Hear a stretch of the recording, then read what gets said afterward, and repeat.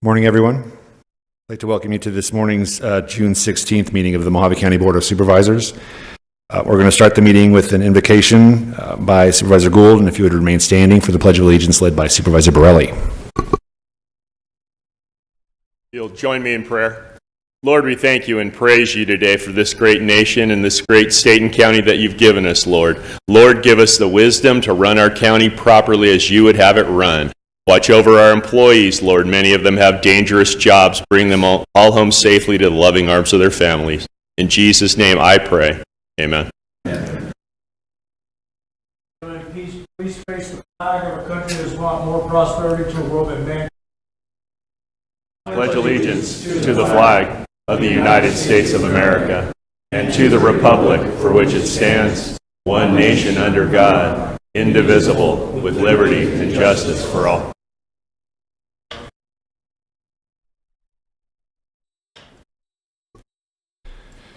Board of Supervisors may by motion recess into executive session to receive legal advice from the board's attorneys on any item contained in this agenda pursuant to ARS 38-431.03, A3, 4, and 7. Looking for a motion and action to call for an executive session to be held on July 7th, 2025 at 9 a.m. So moved. Second. With that motion second, all in favor, please say aye. Aye. I appear to have it, do have it, so ordered. Thank you. Official business to come before the board. Discussion of pending or contemplated litigation, claims, and demands. Attorney Davis. Morning, Mr. Chair. Nothing to report. Thank you, sir. Committee and or legislative reports. We'll start with Supervisor Lettman this morning. None. Thank you. Supervisor Gould. Nothing today, Mr. Chairman. Thank you, sir. Supervisor Borelli. Yes, just to kind of update, the legislature's still in chaos on the budget. The Senate was ready to rock and roll, but the House seems to be holding things up. So hopefully we'll see something soon. Thank you. Supervisor Martin. Nothing this morning. All right, thank you. For those that are following the national monument here in Mojave County, the Baj Monument that was created by the Biden administration, there was a really interesting Department of Justice opinion that came out last week. Contrary to really the thoughts on if a current president can modify a past president's designations under the Antiquities Act. Basically, this new Department of Justice opinion says that current president can modify boundaries or actually even get rid of completely national monuments that were entered into without any real public process under the Antiquities Act. So it's going to be very interesting. As you know, Mojave County has been opposed to the Baj Monument, half of which is in Mojave County District 1. It was put into place with no public meeting in Mojave County. They had a public meeting in Flagstaff in Coconino County where they had a captive audience, but really no public process. Myself, Supervisor Borelli went back. We had a meeting, a very productive meeting actually, with the second in command of the Department of Interior, and they're looking at the Baj Monument and some, I'd say, modifications to that monument as a part of, I think, an initial 6 national monuments. So we're continuing in that, and we look forward to getting something done under the Trump administration. That's all I have. We don't have a lobbyist report from High Ground on water today. We have a presentation on water. That's a little bit later. County Manager's report. Good morning, Mr. Chairman and board members. Thank you. I have one item. I informed you during a previous board meeting of my intent to realign the Risk and Emergency Management Department due to the departure of Director Joe Dorner. So the plan is as follows. The Risk Division manager and staff will become a part of the HR department and under the HR director oversight. They will move and be housed within HR for efficiency and teamwork. The job description of the HR director will also be modified to include the risk division. Similarly, emergency management will become a part of Public Works Department and will be physically housed in Public Works as well. They will be under the they will be under the Public Works Director oversight. Also for efficiency and teamwork, the job description of the Public Works Director will be modified to reflect that. With that said, both directors will receive a slight pay increase commensurate with the added responsibility. Overall, this strategic realignment will better align these two divisions with these departments, produce good synergy, and at the same time generate savings to the county general fund. That's my report. I'm happy to answer any question. Any questions from the board? Okay, hearing none. Mr. Chairman, Yes. sorry, I just wanted to add that will be effective July 7th. These arrangement will be effective Monday, July 7th. Thank you. Thank you, Manager Elters. I appreciate that. County Manager's Office has requested that we bump up all of our budget-related items this morning, starting with item number 37, before we get into the presentations. So if you would, Supervisors, go to item number 37. It is a public hearing. So we're going to open a public hearing, sitting as the Board of Directors of the Mojave County Flood Control District, conduct the Truth and Taxation public hearing to receive public input on the Mojave County Flood Control District for fiscal year 25-26. Public comment only, no action needed. Is there anybody in the audience wishing to speak on item number 37? We don't have anybody signed up, I don't believe. Anybody in the audience wishing to speak on item number 37?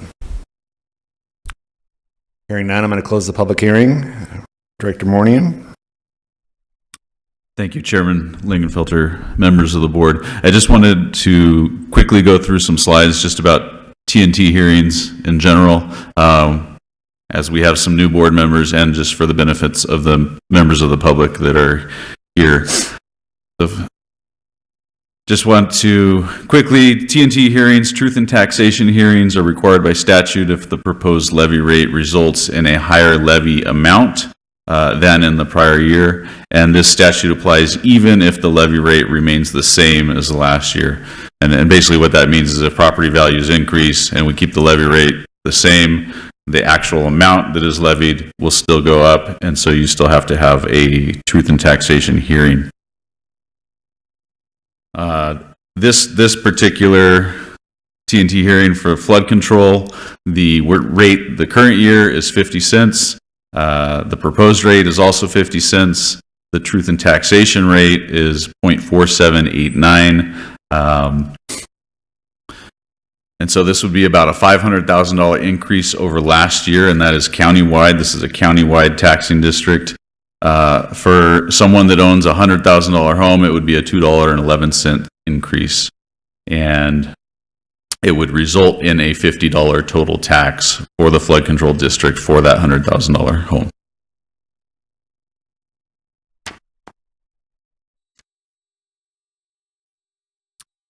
And I'm going to pause you there for a moment, Director. Supervisor Burley, or excuse me, Supervisor Gould. Thank you, Mr. Chairman. Let me crack that code and put it into language that the average Mojave Countian could understand. If we were not going to raise your taxes above a 2% increase, we would not be having this hearing. So that means that this is a tax increase. The levy, it's not the levy, it's the actual actually it is the levy, not the rate. It's the actual amount of money that we take in. Thank you. Thank you. Continue, Director. The only other thing that I would say about this is we budget for a 97% collection rate this year, and so the proposed rate, the budgeted amount is $11.9 million. If the board were to adopt the truth and taxation rate, it would result in a collection of $11.4 million. So as I said, it's a $500,000 increase. Adopting the TNT rate would result in a decrease of $500,000 compared to what was actually in the budget that was submitted. Does that conclude your presentation? That does for the flood control district. Okay. If there are any questions, otherwise we'll move on to item number 38. Seeing none, we're going to open up the public hearing on item number 38. Conduct the truth and taxation and final budget Public hearing to receive public input on the fiscal year 2025-26 proposed final budget and tax levies. Public comment only, no action needed. We do have, looks like, two people signed up, so I'm going to let them speak. Steve Moss. Judge Moss. Thank you, Mr. Chairman, members of the board, County Manager Elters, for the moment to speak. I'm only going to speak in generics on this issue. I maybe give one specific example. When it comes to income in Mojave County, the revenues that come into the door that supply the general fund, this budget cycle has taught us that there is a desperate shortfall. Whether that's because the revenues are not sufficient or they're being allocated to different priorities or whatever the reason may be, that's not for me to judge. But there is, when it comes to, I will call it the law and justice community, a desperate shortfall. We have a sheriff who's telling us, and I believe he's correct, because I've been hearing this ever since I was on the board, that he needs 36 some more deputies. You have a judge that's telling you we need 5 more judges, and it looks like you're going to give me 3 of those, even though they're staggered over the next year. The public defense and the county prosecutor's offices are probably saying the exact same thing to you. I don't doubt they need a dozen plus attorneys each. And again, whether it's resource allocation or whether it's revenue, there's a desperate problem in Mojave County, Arizona. I'll give you an example, and this is hearsay, because my son, who's currently in college, talks to one of the former hotshot prosecutors who did a lot of trials, who's now in Yuma. And this young man, not Jacob Cody, sorry, that's another one. I forget his name off the top of my head, but he was really one of the best. And he went to Yuma, and as he told my son, because my son is thinking about becoming a county prosecutor someday, that you don't want to do it in Mojave County, because when I was in Mojave County, they gave me 120 cases at any given time. I was constantly in trial. I had no time to really process with my cases to get ready for trial.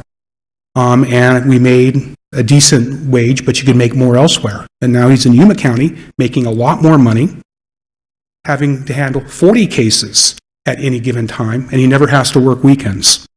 So I made a comment earlier to the board members that Mojave County is turning into a training ground, whether it's law enforcement, whether it's prosecutors. Thankfully, judges' wages are set by statute, so we don't have to compete with them on that level. But there is definitely a revenue issue, regardless of what the source of that revenue issue is, which I think needs to be addressed.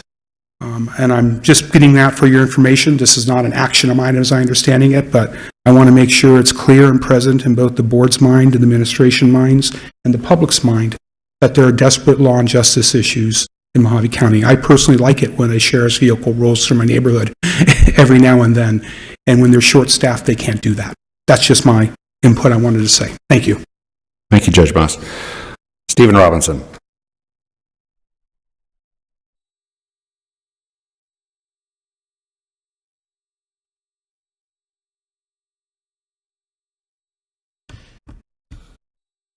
Steve Robinson, Golden Valley.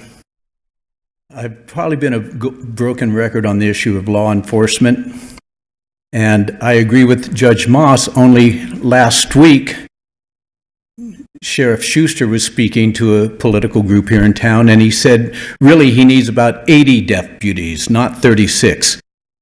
And someone asked, how much would that take?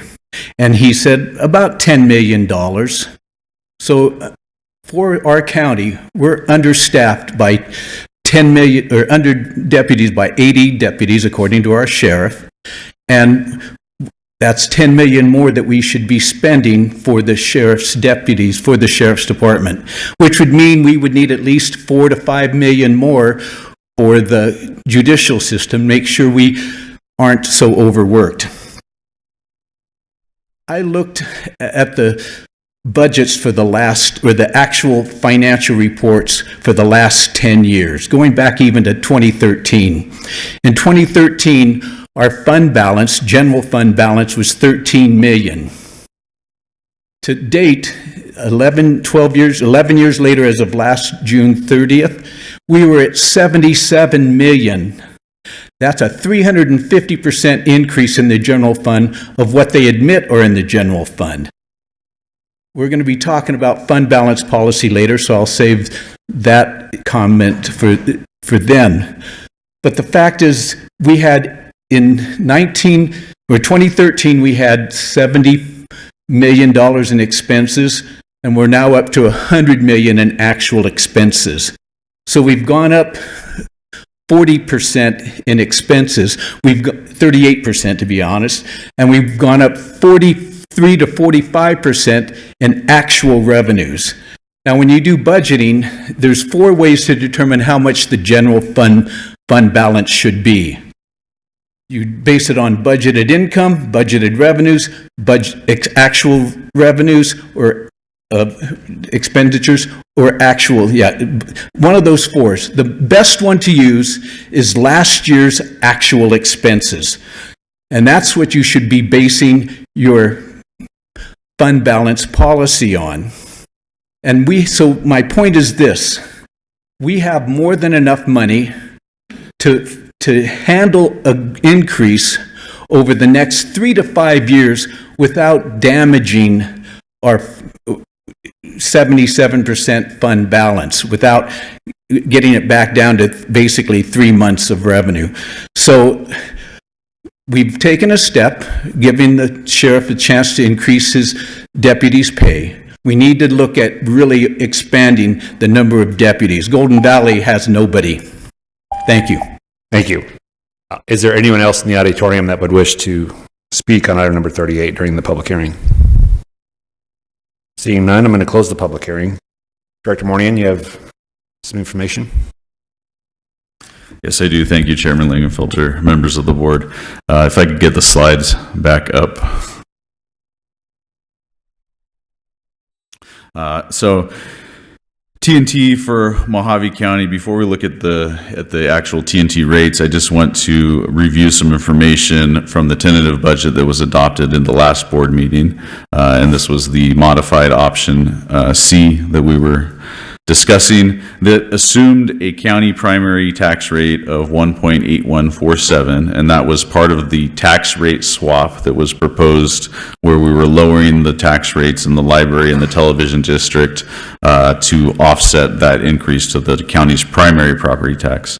At that meeting as well, the board also opted to adopt a budget that included, as our presiding judge just mentioned, 2 court commissioners plus judicial assistants, an additional position in the county attorney's office, 5 additional detention officers, 3 additional deputy positions, one of which was from doing away with the county communication director position, and then as well, the biggest ticket item on here, compensation adjustments for the sheriff's office for his deputies. And that item alone was almost $600,000. In total, this is about $1.85 million of budget initiatives that were included at the board's direction in the tentative budget that was adopted. So I just wanted to just review that very quickly. The current rate right now for the county's primary property tax levy is 1.7547, and so we're proposing a rate of 1.8147. That's a 6-cent increase. It is higher than the TNT rate of 1.6966. When we come down to the dollars and cents, it's about a $3.1 million increase over last year countywide. If you own a $100,000 home, and we use that $100,000 illustrative example because that's what the TNT statutes call for, it's an $11.81 increase over last year, and it would result in a total county primary tax of $181.47 for that $100,000 home. If the board were to adopt a rate different than what was proposed, if it adopted the TNT rate, that would result in a decrease of budgeted revenues of $3.1 million. And just to review very quickly the rate swap that we were proposing, that the tentative budget was based off of, you can see here on the left side of that table the current rates for the TV district, the library district, and the general fund. the proposed rate increases and reductions. So it's a reduction of 2 cents in the television district, 4 cents in the library district. So that's a total reduction of 6 cents. And then on the opposite side of that, a 6-cent increase for the county's primary property tax rate. You can see highlighted in green that the total tax rate levied across those 3 districts remains the same at 2.0658. I'm going to pause you there for just one moment. Supervisor Gould.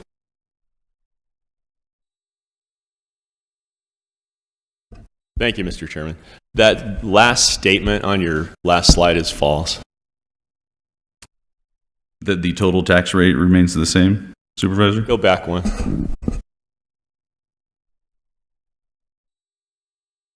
One more. Gosh, where was I? Maybe it was forward. Was it this? Property owner's tax bill remains the same overall. And so That's an untrue statement. Supervisor, this is that statement is made assuming that aside from value of property increasing or decreasing, That's not what it says, though, Luke. It says property owner's tax bill remains the same overall. That's not true. Their tax bill is going to be higher. given Then Supervisor you Gould, should put that caveat on there, that if their value remained the same, their bill would remain the same. But that's not what's going to happen. Supervisor, Say the overall rate remains the same, right? yes, and so our rates for each year are based on the valuations we get from the assessor's office for that year. And so this is based on the 2025 valuations. And all I'm saying here is that based on the current tax year valuations that we're looking at levy rates for, if we were to adopt the rates on the left-hand side of that column, or if we were to adopt the rates on the right-hand side of the column, that the resultant tax bill for the property owner will be the same either way. Yes, we're having a T&T hearing because it is an increase over fiscal year 25 levy amount, and it is a proposed increase over the 25 levy rates. But I stand by that statement because this is based on the FY 26 valuation. So it's the 2025 tax year. It's based on the values that we received from the assessor's office for that particular year. So with your rate swap, it remains the same, but their bill is not going to remain the same. Correct, because property values increased since last year. And so what we're proposing will result in a higher overall levy amount. So I think you should put that caveat on there that if the values did not increase, your bill would be the same. Supervisor Gould, It seems to be the respectfully, game we play every year. We put out that we didn't raise your taxes when in reality we did raise the taxes. Supervisor Gould, respectfully, several slides earlier, I say it's a $3.1 million increase over last year. Okay. And so I am acknowledging the fact that it is an increase in taxes. Okay, I still think that's a false statement, but we can move on. Thank you, Chairman. Continue. Thank you, Chairman. And so, again, just an illustrative example, Supervisor Gould's arguments aside. They're generally just pushed aside anyway, so. Based on the current rates or the proposed tax rates, again, if you have a $100,000 home with these 3 tax districts, the resultant tax bill is $206.58. As I said before, we use a $100,000 example because that's what the T&T calls for. It's not very realistic, so I included one in here for a $300,000 home, which is more typical for Mojave County. And so you can see that the resultant tax bill is $619.74 in that example. And that is all I have for the county's T&T hearing. Okay, well, the public hearing was closed. Are there any questions any additional questions on item number 38? Supervisor Martin. Thank you.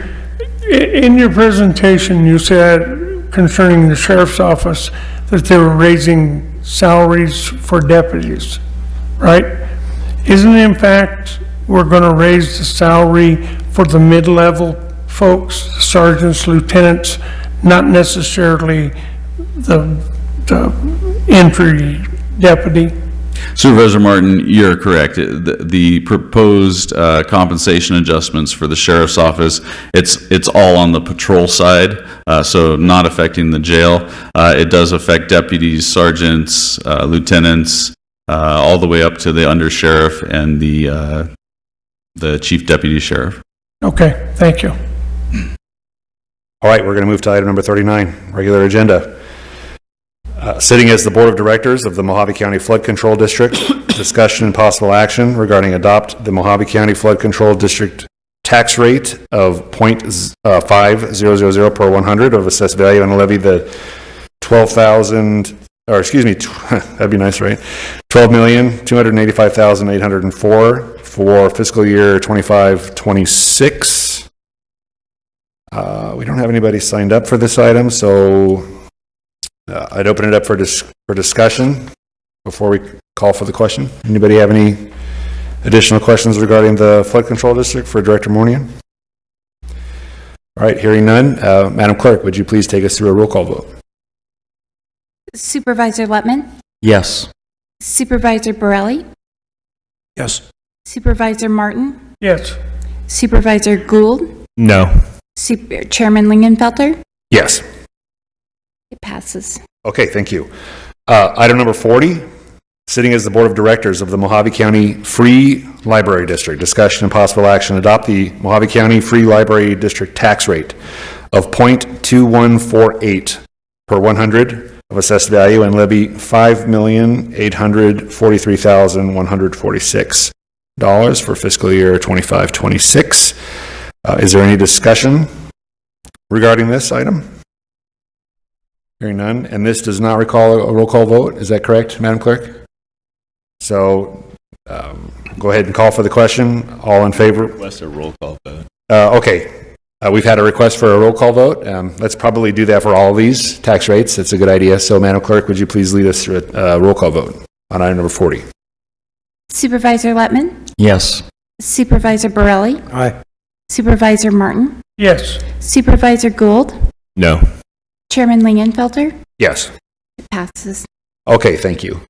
Item number 41, sitting as the Board of Directors of the Mojave County Television District, discussion and possible action regarding adopt the Mojave County Television District rate of .0363 per 100 of assessed value and levy of $987,459 for fiscal year 2025-2026. Any questions on this item for Director Mournian before we get into the roll call vote? Seeing none, Madam Clerk, would you lead us through a roll call vote, please? Supervisor Letman, Yes. Supervisor Borelli, Aye. Supervisor Martin, Yes. Supervisor Gould, No. Chairman Lingenfelter. Yes. It passes. Thank you. Item number 42, discussion and possible action regarding adopt the Holiday Shores Lighting District tax rate of .0149 per $100 of assessed value and levy of $6,487 for fiscal year 25-26. Any questions on this item before we go into the roll call vote? Seeing none, Madam Clerk, would you lead us through a roll call vote, please? Supervisor Letman, Yes. Supervisor Borelli, Aye. Supervisor Martin, Yes. Supervisor Gould, No.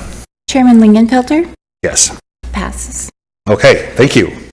The Board of Supervisors will now recess from their regular meeting and convene into a special meeting pursuant to ARS 42-17105 to take action to approve by motion and roll call vote the fiscal year 25-26 primary property tax levy in accordance with ARS 42-17107 and adopt the fiscal year 2025-26 final budget with modifications as desired.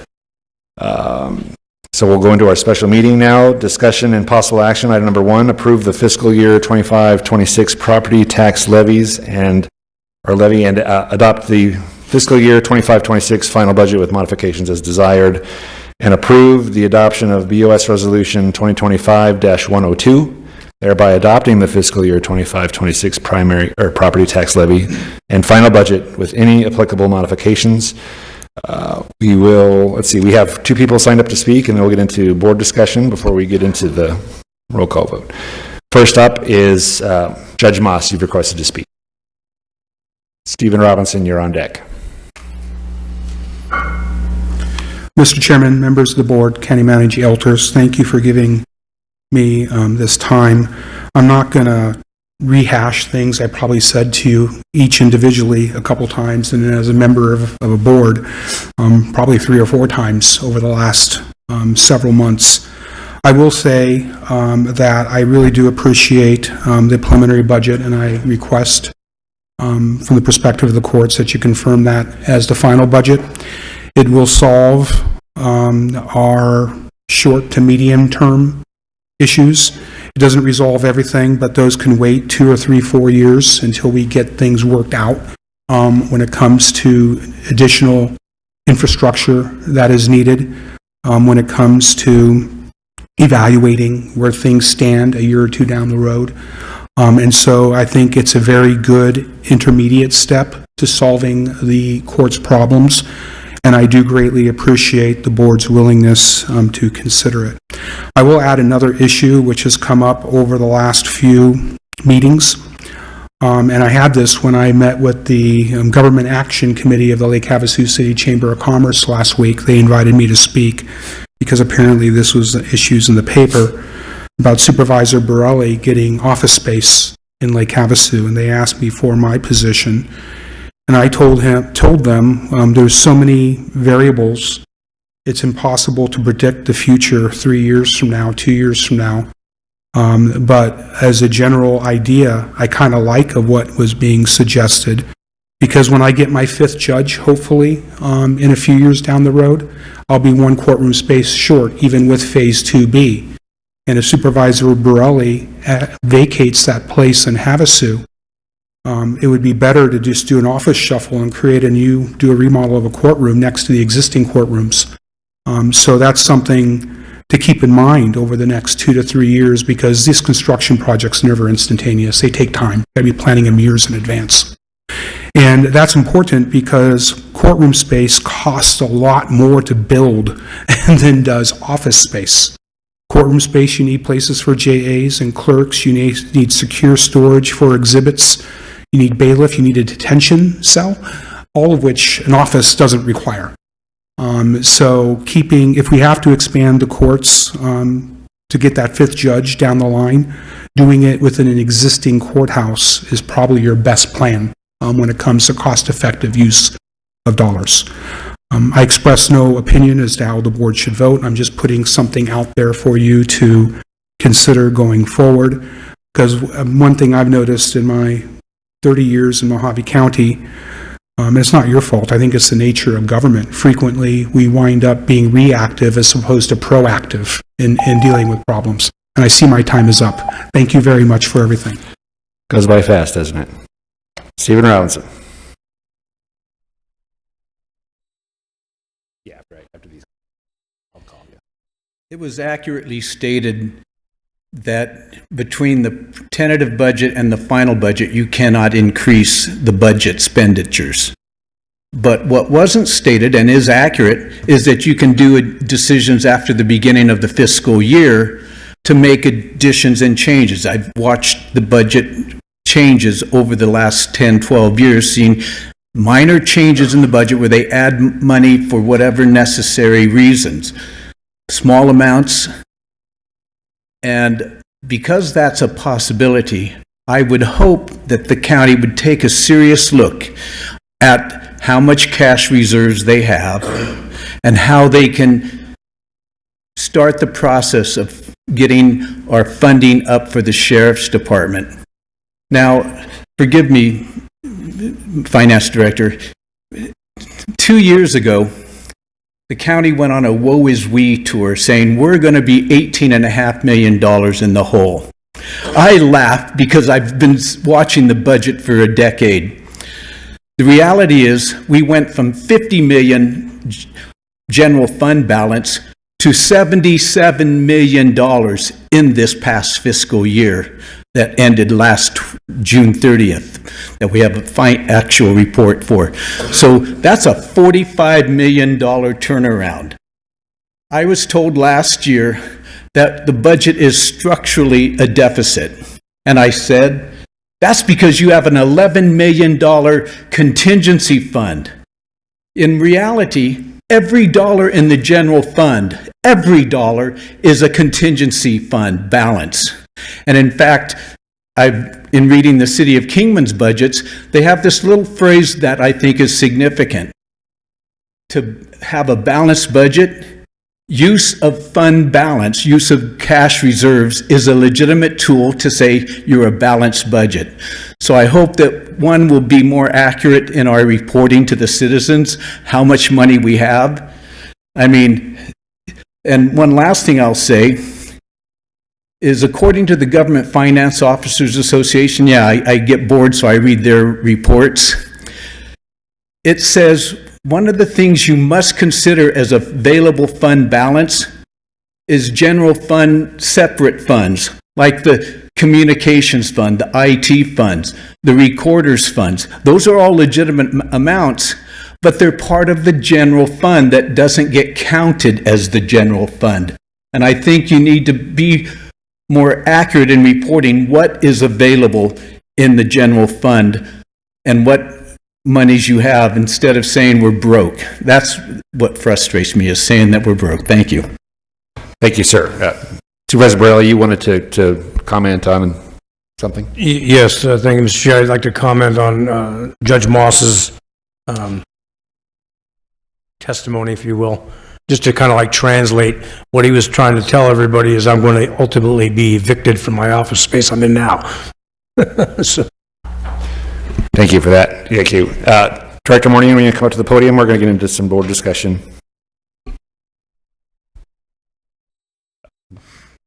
Did you have anything else to present on this, or are you just open for questions? I do have a few slides, Chairman Lingenfelter. I figured you did. You always have slides. Let's go. Picture's worth 1,000 words, right? Say so. So very quickly, the final budget that is before you today does include some adjustments that have taken place since the board adopted a tentative budget on June 2nd. In the general fund, there's just a minor adjustment. It was a transfer of funds for the clerk of the court from the Prop 207 funds. The remaining adjustments and PO rollovers were all in non-general fund accounts and orgs, and they totaled $63,000, relatively minor compared to the overall budget. I will just point out on the net recurring revenue and expense, and this is where we refer to our structural balance, not our fund balance. The budget that was adopted on June 2nd does have us in the hole, $1.5 million on the recurring side for fiscal 26. It remains deficit in fiscal 27 of about $366,000. And moving down to the non-recurring items, the board did approve funding, $6 million for Phase 2B of the Law and Justice Center, $3 million set aside for potentially constructing a county morgue, and along with that comes about $450,000, a half year's increase on the recurring expense side if we were to bring those operations in-house. That is included up above in the recurring line items. And as was also mentioned, $600,000 for a new office for District 3. All that being said, we would still have a surplus after the contingency of close to $13 million.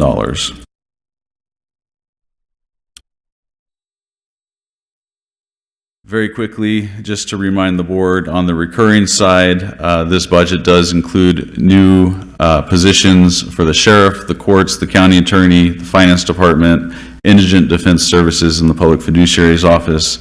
It includes 3 different career progression series where employees can meet certain benchmarks and then promote up. And it includes a range of market adjustments and reclassifications across a wide variety of departments. Also includes some necessary upgrades to the county's 911 system. And then I've already covered the non-recurring items there. That is the last slide I have, Chairman Lingenfelter. Thank you, Director. I'd open it up for discussion. Supervisor Lettman, thank you. Director Mournier, could you go to the first slide again? Can you get the slides up? When we're looking at the underneath ending fund balance, it says 105 days operating funds, 3.5 months. How did we come up with 3.5 months? Supervisor Lettman, that's a great question. So budget year starts on July 1st, 3.5 months, takes us into the middle of October, and that is when the first half property tax collections start rolling in. As I'm sure you know, the property tax payments are split into first and second half payments. The county typically receives about 60% of its property tax revenue during the first half of the year, and then the remaining balance in April of each year. That was a good answer. Could I go to the next slide? On the reoccurring expenses, I just wanted to be sure when we were the non-reoccurring expenses, we're looking at the morgue of 4 million plus reoccurring expenses. That's all based on an assumption that the current incumbent medical examiner does not renew that existing contract, correct? We would not have to build a morgue. Supervisor Lettman, that is correct. The board directed us to set aside money for the possibility that the county would build a morgue. As you know, the current medical examiner's contract was extended until the end of the calendar year. The county is currently out to bid, I believe, for a new contract, and so depending on how that process resolves itself and where the board directs us to go, you're absolutely correct. Okay, and regarding the compensation initiatives for the Sheriff's Department, when do those pay raises take effect? Supervisor Lettman, in working with the sheriff to get the overall amount of that request down, we arrived on making those raises effective for each one of the affected positions on their anniversary date. So essentially the same time that they would have, if they received a satisfactory performance evaluation, they would have received or been eligible for a 3% merit increase. Now they would get that compensation adjustment on that same date. Okay, I would personally be in favor of those pay raises being done immediately. Okay, on the first day of the fiscal year, which I believe is July 1st. Maybe we should have the sheriff talk about that, whether or not that's doable. But I am certainly in favor of not waiting for anniversary dates, that we go ahead and do that when it becomes effective. Supervisor Lettman, I will just raise one concern there, that as we set the tentative budget 2 weeks ago, that set the ceiling for our expenditures. And so to move those, the effective date of those raises to July 1st, or it would actually be July 12th, that's the beginning of the first full pay period in the fiscal year. We would need to basically tap the contingency balance in order to do that without raising the overall expenses in the general fund, which is certainly an option if the board directs us to go that route. Mr. Chairman. Yes, Manager Elters. With all due respect to what Supervisor Lettman is suggesting, for two reasons, we worked with the sheriff on this very aspect. Cost was one of them, and that is included in our budget as we present it to you. The other pertains to fairness. Every other county employee who works hard and is eligible to receive any pay increase receives it on their anniversary date, and this would be really consistent with all of them. This was discussed with the sheriff. I believe he's here, he can speak for himself, but we arrived to this as a fair agreement, again, to be consistent to him and his deputies and the rest of the county employees as well. Thank you. Thank you. I certainly understand consistency. However, I think I would probably lean towards Supervisor Lettman's suggestion. This is a matter of public safety. How much would we have to dip into the contingency to do that, to make it effective July 1? Chairman Lingenfelter, I do not have that calculation. I'm sorry, I wasn't anticipating this question. You don't have a slide for that? Unfortunately, no, Chairman. I'm just kidding. Sheriff, do you have comments? I see you standing back there. Good morning, Chairman Lingenfelter, members of the board. Supervisor Letman, to answer your question, County Manager and Luke are 100% correct. I did agree that in order to bring our funding down, our funding request down for this year, excuse me, we would entertain raises on the anniversary date. It's one of those things where, as sheriff, I've always tried to manage my budget to keep it as low as possible, with the understanding that I asked for a lot of increases. We need to be on a level playing field. And I want to make clear to the board while I have this opportunity, the end game is to get more staffing. That is my end game. We do not have enough deputies. We have vacancies now. I have to have competitive salary.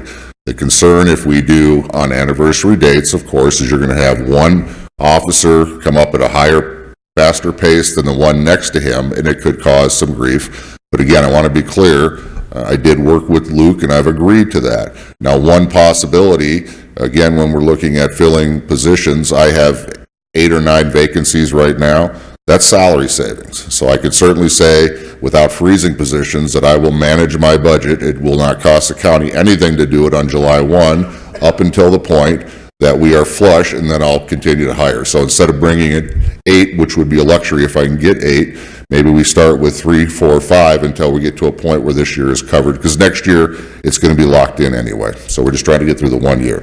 That's a concession I would make, but the county manager and Luke are 100% correct if that makes sense. Sheriff, I do understand. I appreciate your information. And academically speaking, I understand and respect what county manager and financial services director are saying with parity and fairness and all these things. However, in the real world, we've had a situation where things have gotten kind of rough around here lately, and there's been some shootings, and I don't know how many deputies you have out on administrative leave right now as investigations are I mean, we've had some deputies that have been sidelined right now because of some investigations that have to take place, right? And so that leaves you short. I think, are they back to work now? Chairman Lingenfelter, yes, I believe all but one are back to work. And to augment that point, and I really want to focus on this, we have seen a tremendous shift in law enforcement across the country. We are all, not just the sheriff's office, we are struggling to get individuals that want to get into this career path. It's changed significantly, so we have to be highly competitive. We have to make sure that we're doing everything we can to attract good quality applicants so we can keep the staffing levels on the street at a level where we could provide the protection and the necessary needs for our community. In my 35-year career, I've never seen it this bad. And it worries me. When my time ends, I don't know what the future is going to bring unless we have a cultural shift, and a lot of it, in my opinion, is the media and the way officers are depicted in our country. The one saving grace we have in Mojave County is that citizens stand behind law enforcement. They support the men and women in uniform. And so overall, we're doing much better than a lot of places, but it's definitely concerning. So the increases, it's the right move. It's definitely the right move.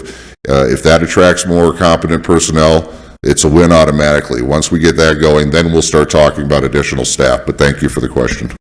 Yeah, all I know is in District 1, for instance, in Northern District 1, a lot of rural communities, citizens that don't use a whole lot of other county services, but they do want the sheriff public safety aspect. That's why I would probably support making those raises effective July 1. But any other discussion points?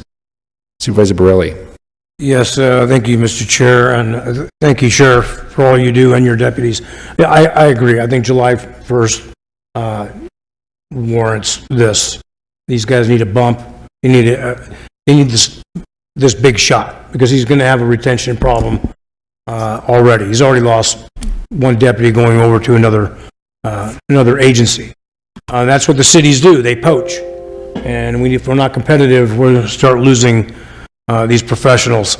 So I agree, July 1st. And if we have to stagger things financially for the books, maybe the second year they can do on the anniversaries, but just food for thought. Thank you, Supervisor. Other comments or discussion? Supervisor Barton, anything? Yes.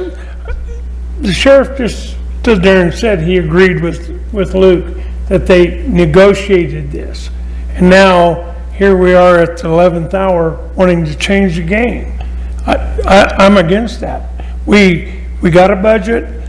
The sheriff has stood right there and told us that staggering this on their anniversary dates. And I can tell you this, from a personal aspect, that's the way it was, and the way it, when I was a police officer, it was on your anniversary date. There was no, well, we're just gonna promote everybody at the same time. So with that thought in mind, you know, the sheriff had agreed to it, Luke put it forth, we got it on the budget, let's put it on their anniversary dates. That's my opinion. Supervisor Gould, any comments? You want to bring the sheriff back up to you, One Supervisor question Burley? for the sheriff. Sheriff, would you come back up to the podium? Thank you. So while you're walking up here, Sheriff, do you how much money do you turn back in at the end of the fiscal year? So we got time to think about it while you're walking.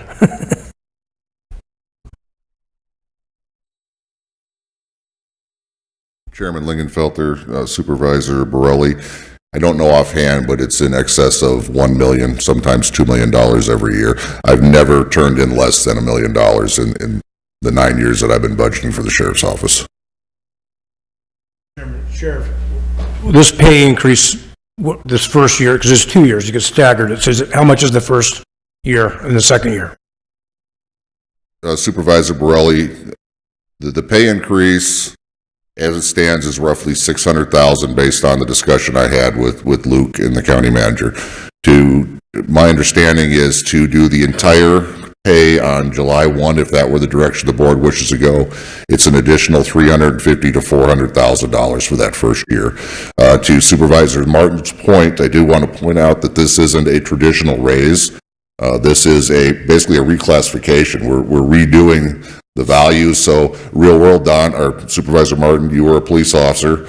If you had 10 years on and you got a $5 raise and the guy next to you had 10 years on and he didn't get it, you can see the issue we have there. So I stand behind what I said earlier. This was my commitment, but the board has the right to do what the board desires. And I assure you, we will not go over budget on our salary this year either way. Sheriff, just point blank, would having all of these, and I agree with you, an adjustment is a different thing than anniversary date merit increase. Those are two separate things. Correct. Last time the county did a countywide salary survey, and they did adjustments for a bunch of different categories of employees. They made those all effective on July 1. Correct. Because that's an adjustment. Correct. Would it help you and your staff to have those all go into effect in July 1? Supervisor or Chairman Lingenfelter, of course. I mean, that would be ideal, but I don't want to undermine the system. So that's why you folks are sitting there and I'm standing here. The good news is in talking with Luke, when these adjustments go through, he's considering being a deputy sheriff. So we're going to be picking him up maybe. Well, I understand the work that's gone into this and the discussions, and they do their level best to bring their recommendations. But at the end of the day, it's us that vote. It's on our shoulders. We have to make the call. So that's why we're having this discussion. Greatly appreciated. Thank you, board. Do you have something else? I do, Chairman. My staff crunched the numbers real quick. It's an additional $337,000. When we do broad adjustments like this to compensation, we do it at the beginning of the first pay period in the fiscal year, and that pay period starts on July 12th this year. So if the board is going this direction, that would be my recommendation, that the motion is for those raises effective July 12th, with the understanding, as the sheriff said, that he would delay filling some of those vacancy positions to cover that, just to make sure that we don't get 9 months into the year and he's upside down because he's managed to fill every single vacancy that he has. It would be a great problem to have, but it's probably not going to happen, so we delay hiring or filling some of those vacancies. It's a fair point. Any other board discussion? I did have one thing. We haven't talked about the Economic Development Department, the fact that we're using zero-based budgeting for economic development. Do we have actual performance measures and things like this that are going into this? I still feel like I'm a little unclear about what we're doing and funding in economic development. Can somebody answer and go over that just really briefly for me? Chairman Lingenfelter, I have not received any additional information since we presented that at the preliminary budget.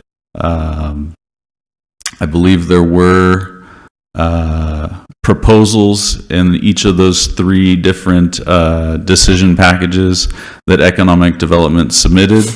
Or are we funding the We- most basic package? That is correct, Chairman Lingenfelter. What was included in the budget was the most basic package, Okay. which was essentially the budget that the department would have submitted even absent the zero-based budgeting process. Got it. Okay. Well, in the future, it doesn't have to be a part of this, but if the manager's office would send all of the board the performance metrics that are going along with that, I'd appreciate it. And I think just from what I've seen, that I'll probably be the third vote for 100% performance-based budgeting next year if we do that. But any other discussion? Supervisor Gould? Supervisor Lettman? You ready for a motion? Yeah, we'll ask everybody's done? Had your questions answered? Yes? Madam Clerk, would you run us through a roll call vote, please? Yeah, Mr. Chairman. Yeah, I'd like to modify. Oh, okay. Attorney Davis, rather than have a separate vote on starting the raises for the sheriff at July 1 or July 12th, I should say, how would we do that as a part of this roll call vote and this motion? Mr. Chairman, I would just recommend that we do it as we normally do it. We incorporate the motion to approve the fiscal year 26 budget with the addition of the sheriff raises. Modification. The sheriff's raises effective July 12th. Okay, and does that require one of our board members to make a motion to that effect? Yes. Okay, Supervisor Lettman, would you like to make that motion? I do. I'd like to move to approve item 1 as read with the following modification, that the compensation package for the Sheriff's Department be made effective on July 12th. Do we have a second? Second. Any additional discussion on that? Madam Clerk, if you'd run us through a roll call vote, please. Supervisor Lettman? Yes. Supervisor Borelli? Aye. Supervisor Martin? No, with this, a man's only good what his word is. They worked this out, they made the agreement, and if the sheriff wanted more, fine, should have asked for it then, not now. Or Lettman shouldn't ask for it now. So I'm voting no. Thank you. Supervisor Gould? No. Chairman Lingenfelter?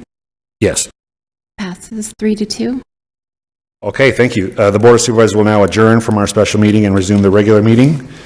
That takes us back up to presentations. First presentation, staff will provide a presentation and acknowledge the comprehensive update on the SmartGov permitting software implementation project, including the established timeline, data migration strategy, transition plan for phase 1 deployment. Director Holtree, welcome. Mr. Chair, Board of Supervisors, thank you for this opportunity. This presentation should be fairly quick. I just wanted to give the board a quick update on the SmartGov solution that we are transitioning into for our permitting software. Our deadline is coming up, and we wanted to really thank SmartGov and Granicus for their willingness to work with us on a short deadline. Just as an update, because we have a short deadline, we're looking to be up and running with the SmartGov solution on July 1st. That's when our subscription ends with Excella. Because of that, we've split up the development of the SmartGov solution into 2 phases. Phase 1 is what you see on the slide before you. Since October 7th to today, we've been working with the SmartGov team to be able to develop the product and gather the information and data needed. Today, we are doing a transition from our data mapping and migration. It starts today up until June 27th. We are going to be doing a go-live training on June 23rd through June 27th, and then our go-live date is July 1st. The go-live date with this operation is going to be pretty basic, but it's actually pretty similar with what we currently have with Excella. So we're not going to be losing any efficiency with our permitting, and we'll be able to, and actually the new system that is coming online is going to be a lot better, and our staff is really excited to start using it.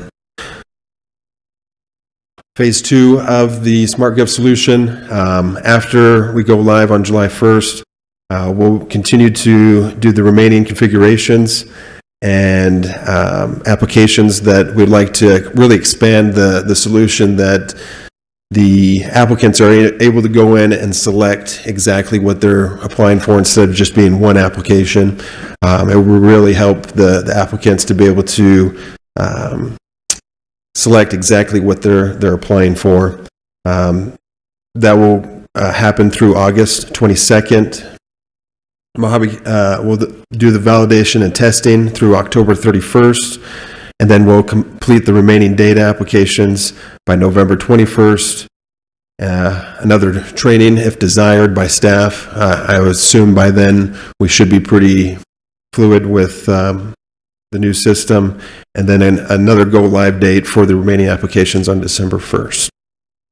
We're really excited and believe we're on track. We start today with that data migration, and I'm open to any questions that you may have for the SmartGov solution. Thank you, Scott. Questions for Director Holtree?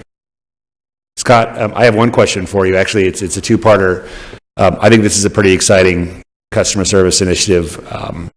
What's the cost and time savings for both your department with regard to the software solution and staff time, and then also, on the customer side? Absolutely. Just to answer the question on the cost, we're currently paying around over $300,000, upwards of $360,000, I believe, for the Excella software.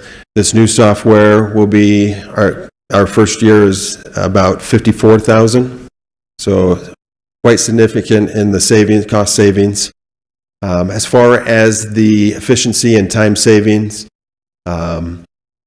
the SmartGov solution is designed specifically for permitting, whereas Excella does a range of different things, and we have to configure it to what we need.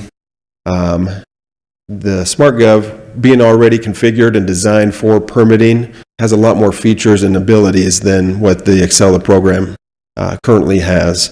So with that, the applicants are going to be able to apply online, track their applications. They're going to be able to schedule their inspections online as well, which is going to be very time effective and easier than our current system of having to call it in on a voice recording and then get on a schedule. They'll just be able to click a button and schedule those inspections. Staff side of things, right now we're having to kind of almost duplicate work because an application will come in and we have to transfer it to a new system just because of how Excel is configured. This would already be all configured, and so those permitting staff won't have to duplicate a lot of the work that we're doing right now, and it should save a lot of time as well. Concurrent reviews online for everybody? Yes, Mr. Chair, I failed to mention that as well. So with that, we are integrating Bluebeam software, which would allow all divisions that would do a review on a permit to review that permit at the same time on the same digital plan review. It is integrated with the SmartGov solution. We currently do review all of the plans concurrently, but it's through an email system almost, so it's not as efficient. This should be a lot more efficient, where everybody can go on to that Bluebeam reviewer and put in their comments, review it all at the same time. And that'll be all in one place for a developer or technical registrant to look at that? Correct. Great. So over like a 3 to 5 year period, we're looking at millions of dollars in cost savings and significant time savings. Mr. Chair, that is correct. Great. Any other questions? Okay. I think we'll go to the next update, which is Wallapai Valley Groundwater Basin Updated Forecast Report presentation by Development Services. You also have the USGS here as well. Mr. Chair, that is correct. Yeah, we have Jamie from our USGS. I'll give a quick presentation, and then we'll allow Jamie to come up and comment on the presentation that I gave, as well as answer any questions that the board may have. I first want to thank USGS for all the time and consideration that they've put into helping us here in Mojave County and Kingman. I also want to thank the city of Kingman. They've contributed significantly to this groundwater model, and their input has been very valuable as well. I want to thank my development services team and all of the work that they put into this presentation as well. Specifically, John Ortman. John Ortman's with us today, the green shirt. John took his time to be able to, this first slide shows a lot of what we observed. We were able to use a drone to observe the Wallapai Basin aquifer and all of the farming activities or irrigation activities that are present in the Wallapai Basin.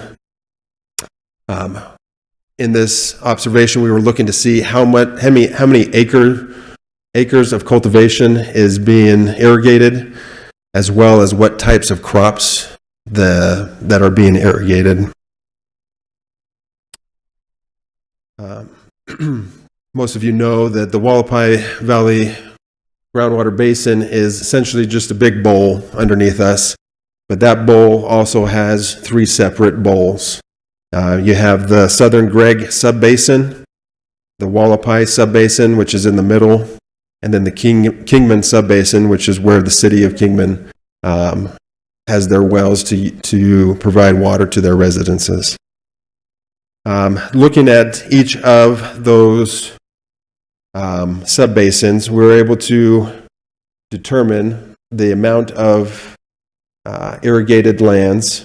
In the Southern Gregg Subbasin, we had 1,826 of orchard trees or orchard acres being cultivated.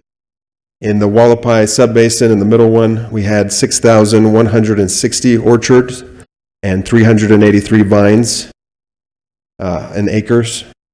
And in the Kingman Subbasin, we had 8,136 acres of orchards. Grand total of 16,505 acres being cultivated or farmed. To kind of zoom in on the Southern Gregg Subbasin, we compared these numbers with the numbers that we observed in 2019 that ultimately produced the 2021 report. And we noticed a difference of approximately 1,242 of additional acres being cultivated in the Southern Gregg Subbasin from that 2019 report. In the Wallapai Subbasin, we observed that there was about 5,650 less acres being cultivated. We believe a lot of this was the alfalfa farms that were in that area that we were not able to observe during this period that we went up and observed the farms being cultivated. So we actually reduced the amount of acres being farmed in this Wallapai Subbasin from the 2019 observations. Then we have the Kingman Subbasin. This one, we increased the amount of cultivation by 6,800 acres from the 2019 observations. This is the one that's probably the most concerning, based on this is the bowl that the city of Kingman has their wells in and are providing water services to the residences of Kingman. We did see a very significant increase in cultivated acres. To kind of go through what was observed, 16,122 acres were the orchard trees, and those differed from mature trees to new trees. And then we had about 383 acres of vines. These are some of the pictures that that we took while observing those. The vines, it appears those are some of the onions that are being farmed.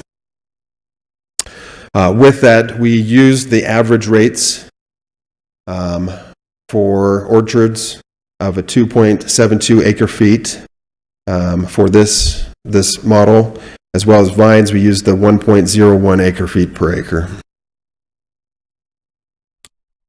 This is a comparison chart, and it's a little small, I apologize.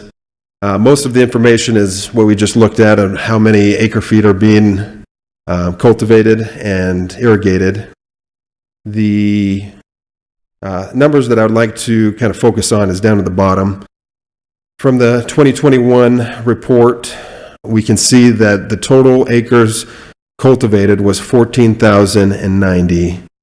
And the estimated water demand at that time was 26,060, just for the agricultural irrigation that was going on at that time.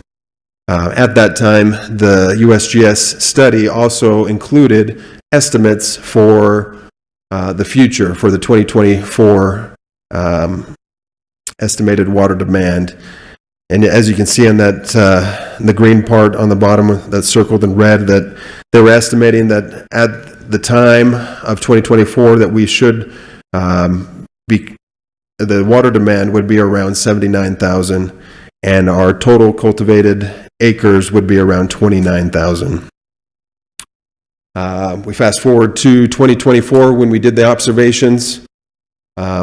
We're grateful that we did not see the estimates that were projected in the 2021 report, and that it is less cultivated and a less estimated water demand. Our current cultivation is at that 16,505, and our estimated water demand is the 44,252, just from the agricultural irrigated farms. I believe when the USGS did the report in 2021, they saw the rate of growth of how many farms were coming in at that time, and they projected that number out to 2024. We did see significantly less amount of cultivated and irrigated farms in 2024 observations, but it is quite significant, especially in the Kingman Subbasin. One thing I'd like to point out is the 7,929 difference in just the Kingman Subbasin from the 2021 report to the 2024 report. These two graphs kind of demonstrate the results of the Kingman Subbasin. Actually, both in the top left graph, it shows both the Wallapai Subbasin and the Kingman Subbasin. The Kingman Subbasin is the squiggly line to the top that shows the rate of well pumping, that the ability for well rate pumping. As you can see, as we move forward, the model kind of projects out how well that rate will decrease as we continue with the deficit that we currently have. Around the 21-20 mark, you can see that it starts dipping quite significantly and goes down even further. The bottom right graph shows the average depth to water for the well in the Kingman Subbasin. As you can see, we're right around 600 feet. And as we continue throughout the 100 years, as we hit about 2120, we reach the 1,200 foot level, which is where ADWR deems the water adequacy level. And it continues to drop after that as well. So we can see that we're just under 100 years of water adequacy that we currently have, that the model is showing, with the observations that we were able to observe now and putting the water estimates to those observations. I wanted to bring up this chart. This chart kind of demonstrates our water budget for the Kingman Subbasin. The chart on the left is from the 2021 study, and the chart on the right kind of puts a side-by-side comparison for those two, the two reports that we did in 2021 and then now in 2024. The natural recharge that goes into the aquifer is about 5,000 acre-feet. Incidental recharge is about 4,500. That's your septic systems, and some, I believe, some from some wells have some leakage as well. Infiltration projects, projected projects, we were projecting a few projects in the 2021 report. We have quite a few projects that are in the works. We did not include them in this report just because they're not up and running yet. Total inflow we're looking at currently with about 9,500 of acre-feet that is recharging to the Wallapai aquifer. Natural discharge is about 5,600. The City of Kingman wells, as you can see, withdrawals about 8,627. And that's a little bit less than what was reported back in the 2021 report.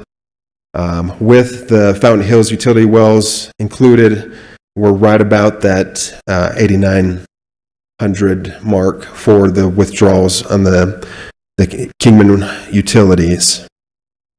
Personal wells are about 1,225 or 27.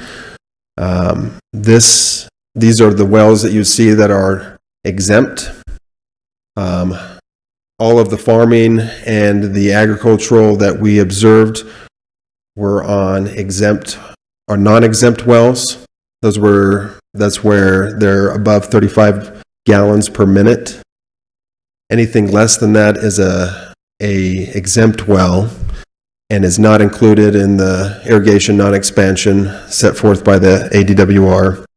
But this is where you'd see a lot of the more rural areas where they have their own private wells, as well as some of the vineyards that are on just their private wells as well. Total, like we showed on the other chart, the total acres that are being or the water that is being withdrawn from the aquifer from the agricultural wells are 44,242 compared to the 2021 report, which was 26,000. Our total deficit, so we're including the recharge as well as the withdrawals. Our total deficit right now is about 50,474, whereas in the 2021 report, it was only 30,900. What are we doing? So just to kind of recap on this presentation and this model, we can see that definitely the estimates are not what they projected in the 2024, and we're very grateful for that. But in the 2021 report, we were in a significant deficit of above 30,000, and now we have increased that deficit to 50,000. I believe we need to continue to monitor it. Our flood control division and development services is dedicated and ready to continue monitoring and producing this model and report for the Board of Supervisors. We're also looking at opportunities to be able to help infiltration of the aquifer. One of the things that we've been able to do recently is, because flood control, part of our responsibility is to help prevent floods within the Mojave County.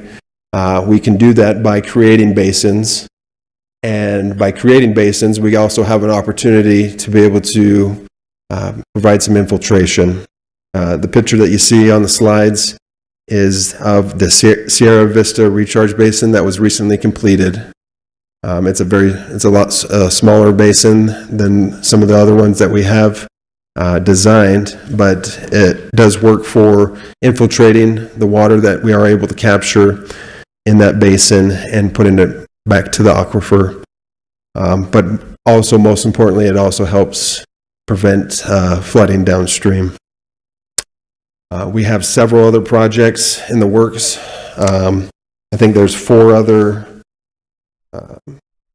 basins that we have designed to build for infiltration. We also have 3 monitoring wells that we're proposing. The picture on the right kind of depicts what a monitoring well would look like. We are getting close to be able to drill those and put those in. Those will definitely help us to have better numbers for the future reports. With this, I'd like to turn some time over to Jamie from USGS to add anything that he may have, or also we'll both be here to answer any questions that the board has. Thank you.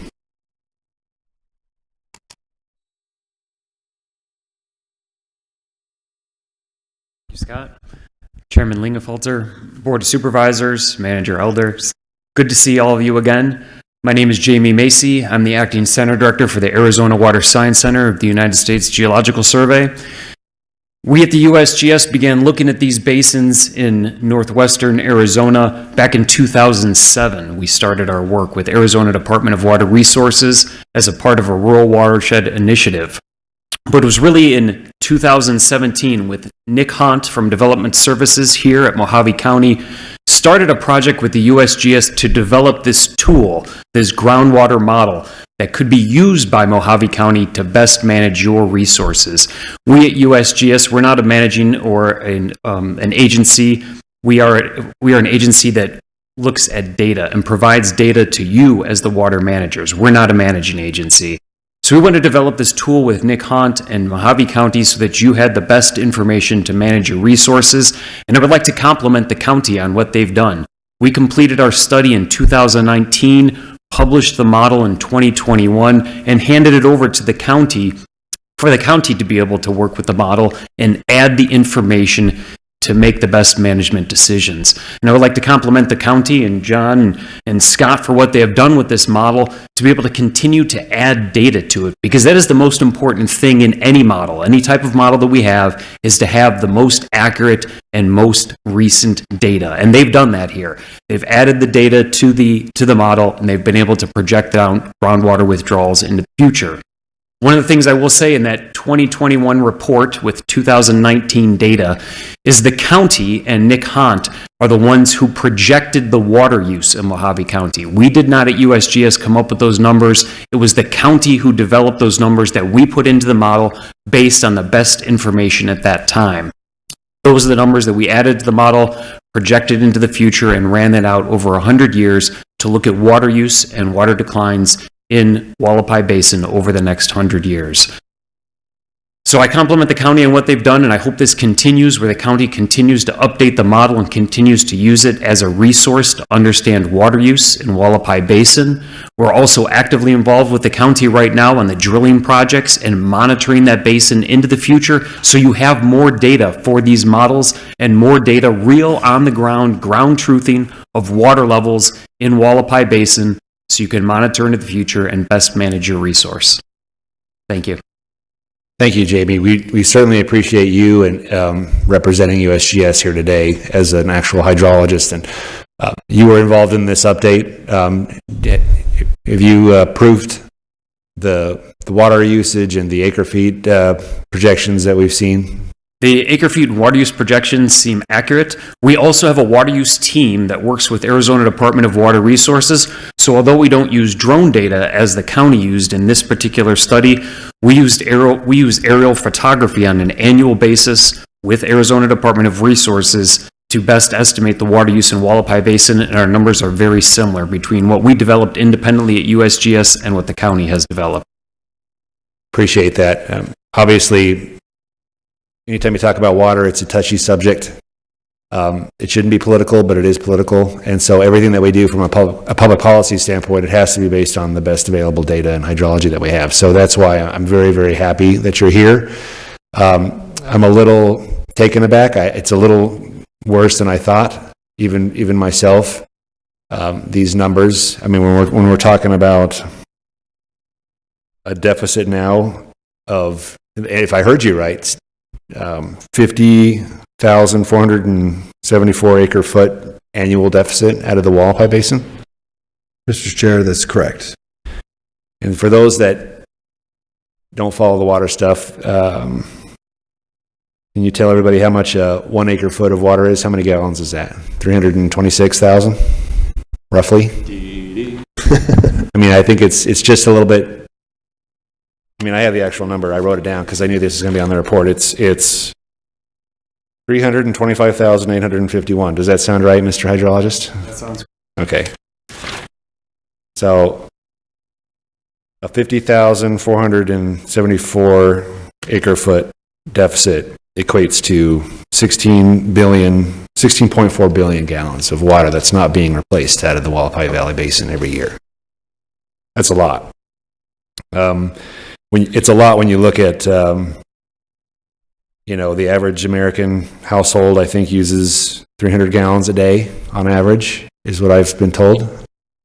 So you're looking at, just while you were talking, I was doing some calculations. If you were to have, that's enough water to support like almost 150,000 households. It's enough water to support like 65,000 businesses, small businesses that don't use, small to moderate water use. And that's really where we get our property taxes. That's where we get our employment. It's pretty interesting when you're outside of an area. And I'm not saying that we need an active management area. I don't think that we do, but we do need some sort of a tool to help policy boards like ours get a handle on what's happening in this specific basin. I think there's a lot of people running around saying that all basins, that all basins want to be controlled. That's not true at all. We're just talking right now specifically about the Wallapai Basin and what are we going to do with our partnership with USGS, ADWR, City of Kingman, to try to manage depletion, because we're never going to get to safe yield. Everybody knows we're never going to get to safe yield where you have as much going back into the basin as is coming out every year. Best case scenario is managed depletion, and how do we do that? So, any questions from the board? Supervisor Martin. At the current problem we have with over 50,000 acre feet, are you able to make a determination?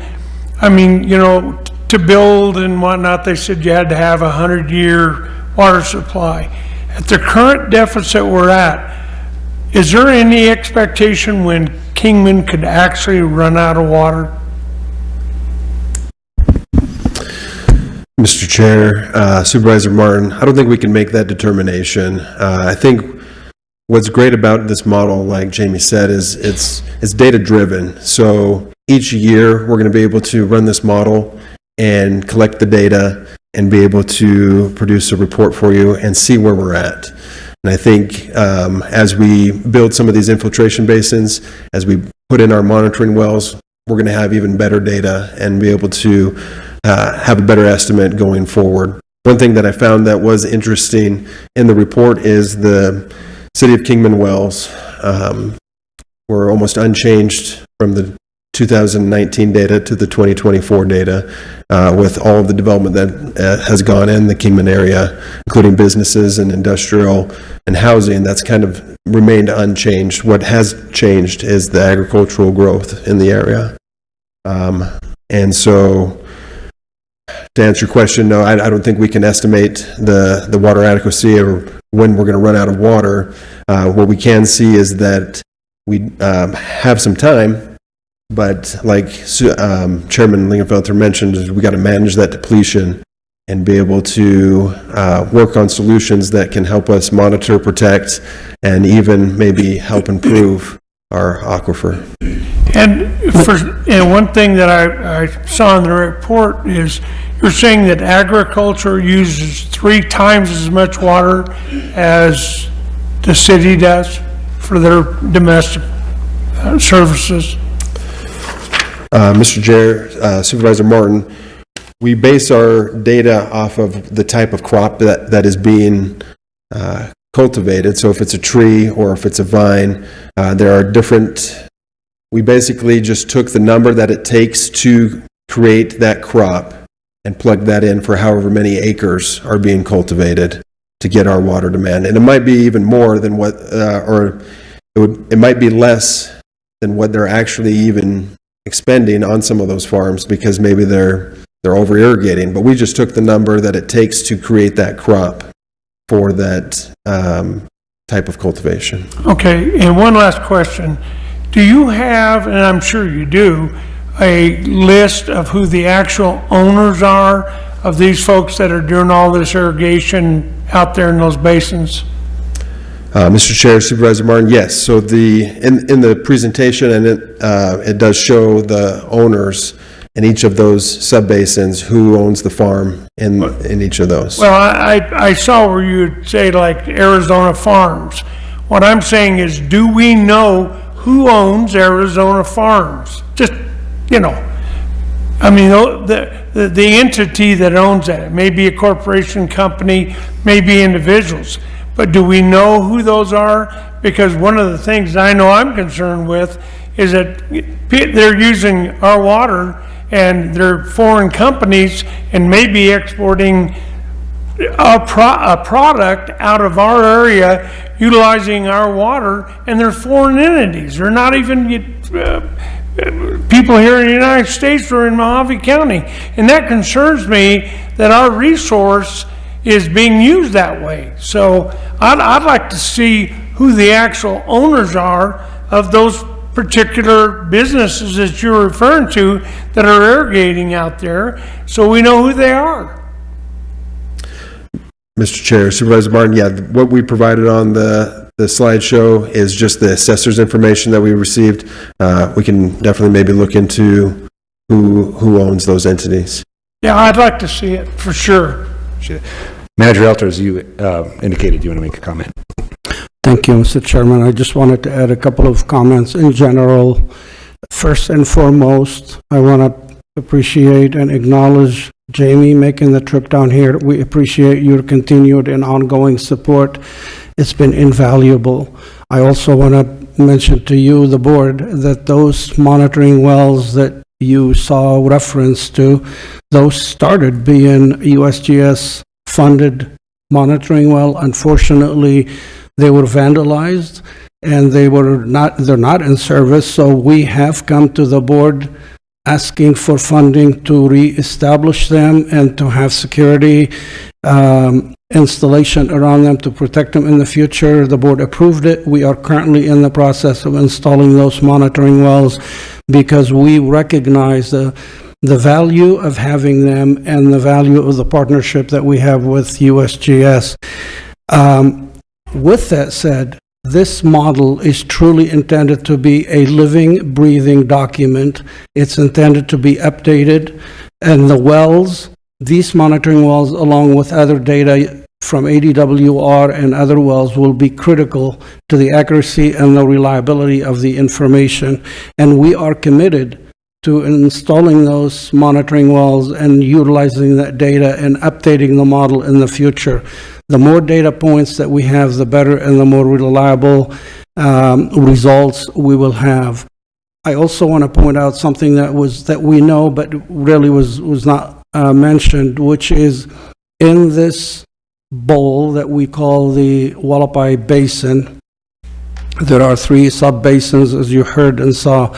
The Kingman Basin is unique in the sense when you heard Scott say there is meaningful and serious concern, is that there is a ridge underground that at some point will separate from the main Wallapai Basin. There is an underground bridge that we hydrologically and geologically know that right now, today, water flows back and forth. At some point, water level could drop down to where the Kingman Subbasin will separate from the main one.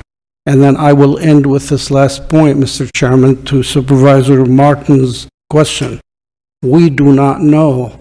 You asked when will Kingman run out of water. No one is saying Kingman will run out of water. What we're saying is the ADWR establishes the level of 1,200 feet as a benchmark from which we work and the model is based on and we report. At some point, water level could drop down to that 1,200 feet, but there's still water in the basin. At that point, it will cost a lot more to drill deeper and get bigger pumps. So there is cost associated with it, but it does not mean that we run out of water at that time. I just wanted to clarify those. Thank you, Mr. Chairman. Thank you for that. Yeah, I think for the Kingman Subbasin, the southerly part of the basin, what the real concern is, and Jamie, this is really a question to you. I know in the 2019 report, USGS identified and indicated that I think the underground formation, the rock formation that Manager Elters was talking about is at about Long Mountain. At about Long Mountain, there's a ridge that at some point, this basin here is going to separate at that rock ridge underneath the ground and turn into two basins. Is that still remain true? Yes, thank you, Chairman Geology Lingenfelter. hasn't changed. Board of Supervisors, first I'd like to say it is always an honor to present to all of you. And Manager Elters, as you said, in 2007, I was boots on the ground in these basins working and collecting the data as a part of those early USGS studies. So I do find this as a personal study that I am greatly involved in, and again, an honor to be able to present to you. So what Manager Elters is referring to near Long Mountain is there's a bedrock high. So in those bowls that we think of the sub-basins, where the two bowls come together, there is a bedrock high right near Long Mountain. If the groundwater level gets too low, it would separate Kingman Subbasin from the other basins. And then that recharge that mixes between all the basins really wouldn't be mixing. It would just be, the Kingman Basin would be isolated on its own. One of the things that we're working on with the county right now is one of those observation wells that's being drilled is strategically drilled in the area of Long Mountain to look for that water level that may decrease too low where it would isolate the two sub-basins. Thank you for that.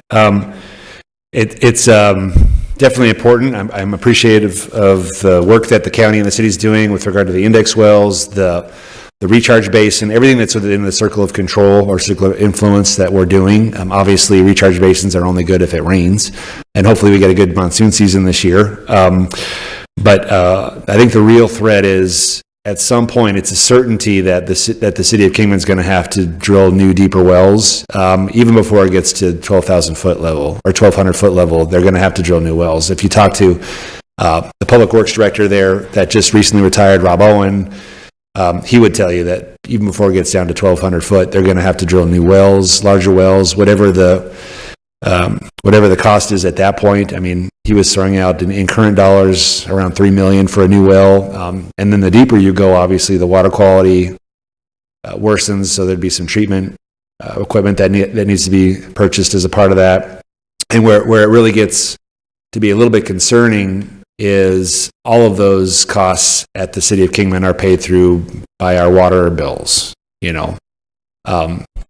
So it's going to go right to the consumer, and water rates are going to go, you know, who knows how high they'll go, and that's the concern really in that area. Supervisor Gould, did you have a question? I do. Thank you, Mr. Chairman. Director Holtry, can I get a copy of your slideshow? I could not read it, even with my corrected vision. For one thing, you sent that to the board, did you, clerk? Yes, I emailed that this morning. Thank you. When you made your crop assumptions, were the county and USGS/ADWR using the same water use assumptions for a particular crop? Say it's pistachios. Were you guys using the same number when you're independently evaluating? Mr. Chair, Supervisor Gould, I believe the number that we use, so I think it's an average number for orchard trees. It's 2.47 to 3.02, and we took the average of 2.72 for that water usage. Do we know what USGS did? Chairman Lingenfelter, Supervisor Gould, we do similar estimates across the state, and so we look at water use within a crop for the type of crop that it is and the type of irrigation, whether it's drip irrigation, center pivot irrigation, or flood irrigation. So all of that consumptive use is taken into account, type of crop and type of irrigation. Also the place in Arizona in which it's at, because some places in Arizona are windier and drier than other places, so the climate is also taken into account with the consumptive use. It's good that you'll take a look at that because our environment is different from other environments. You can look at pistachios in California. It would probably be a different number. Onions are a vine crop? Mr. Chair, Supervisor Gould, I believe so. I believe it's that they're all lumped into one type of group of irrigation, and it's considered vines. When I see vine crops, I'm thinking of a vineyard. Like a vineyard or something. That's what I thought as well. But vegetable production. Apparently there's different types of vine crops. Do we know how deep that bedrock high is below the surface? We do. I don't have the exact number with me here, but we do. It's part of our 2007 to 2013 reports where we looked at the size of the basins, the type of sediments in the basins. Not only were we in the basins looking at wells, but we also use geophysical techniques where we can put instrumentation on the ground and look into the subsurface to look at the size of the basin itself. And then we worked with Mojave County and Arizona Department of Water Resources to fly some geophysical tools over the basins. So verifying that bedrock high with multiple sources of information. And I want to say it's in the range of 800 or so feet, but I would need to verify that number for you, So Supervisor. it's above the 1,200 feet where water becomes expensive to pump. It is well above the 1,200 feet. One other thing I would like to say on the 1,200 foot level that is designated by Arizona Department of Water Resources, at USGS, we have not done any studies below 1,200 feet to look at the quality of that water. Interesting. Thank you, sir. Thank you, Director. Chairman. Thank you. Any other board discussion or comments before we move on with our agenda? Thank you both. Thank you again, Jamie, for being here. We really sincerely appreciate your partnership. And thank you, Scott, for the work and the number crunching that staff has done to help us keep the finger on the pulse. That takes us to our consent agenda, items number 5 through 36. Supervisor Letman, would you like to remove any items from consent? Item 23. Thank you. Supervisor Gould. Number 33, 35, and 36. Thank you. Supervisor Borelli. Thank you. Supervisor Martin. And I will not pull anything either. So I'm looking for a motion to approve the consent agenda as presented minus items 23, 33, 35, and 36. So moved. For that motion second, all in favor, please say aye. Aye. Opposed, I appear to have it, do have it so ordered. Thank you. We'll move to item number 23. Supervisor Letman, authorize a reallocation of revenues received during fiscal year 25 and approve the revised Mojave County Fair event budget to balance the expense overrun of $13,022 within personnel services. Supervisor Letman. I just had Chairman Lingenfelter, I just had trouble understanding what this was and where the $13,000 came from, and especially how to translate the email from Marty O'Connor, the one dated May 28th. Do we have someone here to respond? Great. Director Lutowski, welcome. Hi, good morning, Chairman Lingenfelter, members of the board, Supervisor Letman. This entailed a circumstance where, as part of hosting the Mojave County Fair, Mojave County Parks utilizes, in general, other county staff to serve various roles in that at the fair. A significant number of county staff that helped us out during the course of staging the fair actually charged regular hours versus overtime hours. So in essence, they work part of their regular county schedule at the fair, and as a result, and as part of our arrangement with other departments, their salary was charged against their regular time. And so this is basically an accounting issue by which we didn't have sufficient regular time budgeted in the fair budget. We had more overtime budgeted because we expected to pay most of the staffing participants through overtime. And as a result, we are asking the board to approve allocating that overage in regular time to the revenues received from the fair. Should I infer from this that the county fair performed $13,000 more poorly than what we originally thought? Chairman Lingenfelter, Supervisor Lettman, not necessarily. We actually landed under budget in overtime by about $2,800. And, but as it relates to the actual investment of making sure that we had sufficient staff, that we did go over budget as it relates to the actual staffing of the fair. The outcome was ultimately to our advantage. I thought we had a fantastic fair outcome in terms of the overall feedback that we received from the fair patrons and the overall general profit from the fair. Okay, I'll go ahead and move to approve item 23. You've heard that motion in second. Any additional discussion? Hearing none, all in favor, please say aye. Aye. Aye. All opposed? Ayes appear to have it, do have it, so ordered. Thank you.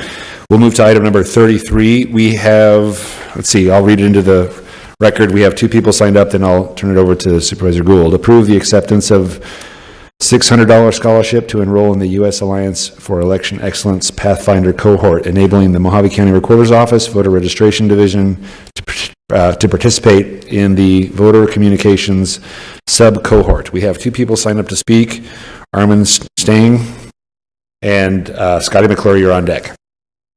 And then turn it over to you. That's a good way to do it, I think.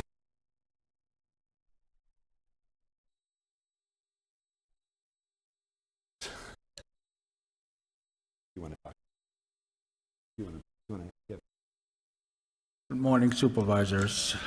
I'm in Schlange from Mojave, aka the German. Okay, I looked up the $600, where they come from, and where they're going, and what is to do. So the U.S. Alliance of Excellent Elections, they are involved with Bill Gates. That's a no-no. We don't want Bill Gates here. He is in with the One World Order and all this stuff. And then we have, what was that? I believe it was 2022 TED. Yeah, the TED 2022. They are with the Audacious Project. Those are all liberal projects. Why do we want to invite this stuff here? We are not that liberal. We don't believe in the One World Order. We don't believe in a third world country. What we're inviting here is just one big problem. So I really would appreciate if you don't accept the money and tell the Audacious Project to go away. Thank you. Thank you, sir. Scotty McClure?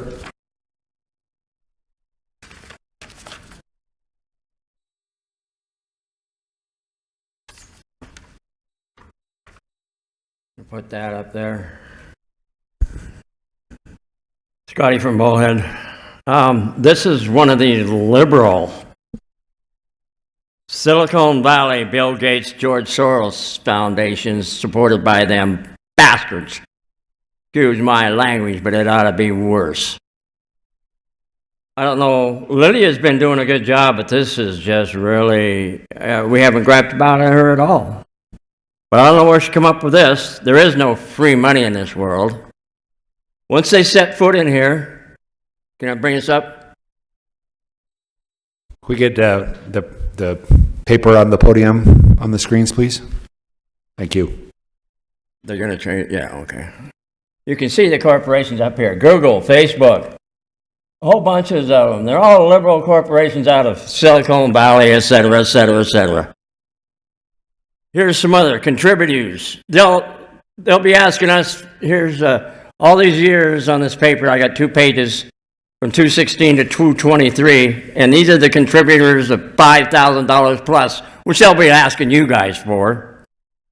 America Source, Bergen Foundation, Chambers Funds, Democracy Fund, Donna and Carroll Foundation, Hopewell Fund, Insight Labs, Perkins Foundation, Hoffman Foundation, the Knight Foundation, Libra Foundation, Loudhound Foundation, Miami Foundation. These are all liberal people. I got a full page of this next one. I'm going to read them. Nathan Cummings Foundation, support of Jane Sachs. New Media Ventures, New Venture Fund, Present Progressive Fund, Ray and Dovey Fund, Rockefeller Brothers Fund, which is also on that one. Silicon Valley Community Foundation. That must be about 100 of them. Skoll Foundation, Stupaski Foundation, Support American Democracy Program. Boy, that sounds like something that ought to be in Russia. Susan Pritzker, I've heard of her. The Battery Foundation, the Great Houston Community Foundation, the William and Flora Hewlett, Tides Foundation, United America Institute, and the Women's Donors Network. This is bull. They'll be asking you guys to support their liberal 501c bullshit. I'm sorry. This is one of the... I don't know, Lydia, you got some explaining to do. You caught the attention of us, and I'm just flabbergasted that we want money from somebody that's going to stick it to us in the end here. Thank you. Supervisor Gould, you pulled the item? Thank you, Mr. Chairman. I won't read the same list that Mr. Strang and Mr. McClure have just read, but it's an extensive list of left-wing groups. But what's almost more concerning is if you look in the contract, we actually become a member of this group, which is what I think is the bigger problem. You're essentially, and you're asked to participate in this way and that way and whatnot. And frankly, I don't see the need to let left-wing groups train our election employees in a conservative community.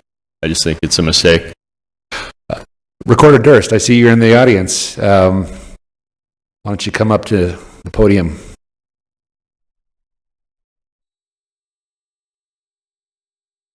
Provide us with maybe an overview, anything else that you want to respond to? Sure. So the Mojave County Voter Registration Group has come together. We have many newsletters that we receive from many different places, and they found out about this cohort. They came to me asking if they could apply for it. It's a monthly meeting where there's 80 different jurisdictions across the nation that get together and they discuss their practices, what they do, open communication. It's a Zoom meeting. It's 18 months long. It's that duration because we will have the state elections in 2026, so there's a pause for those. So we had applied, we were accepted into it for the voter communication sub-cohort. It is a $600 membership fee.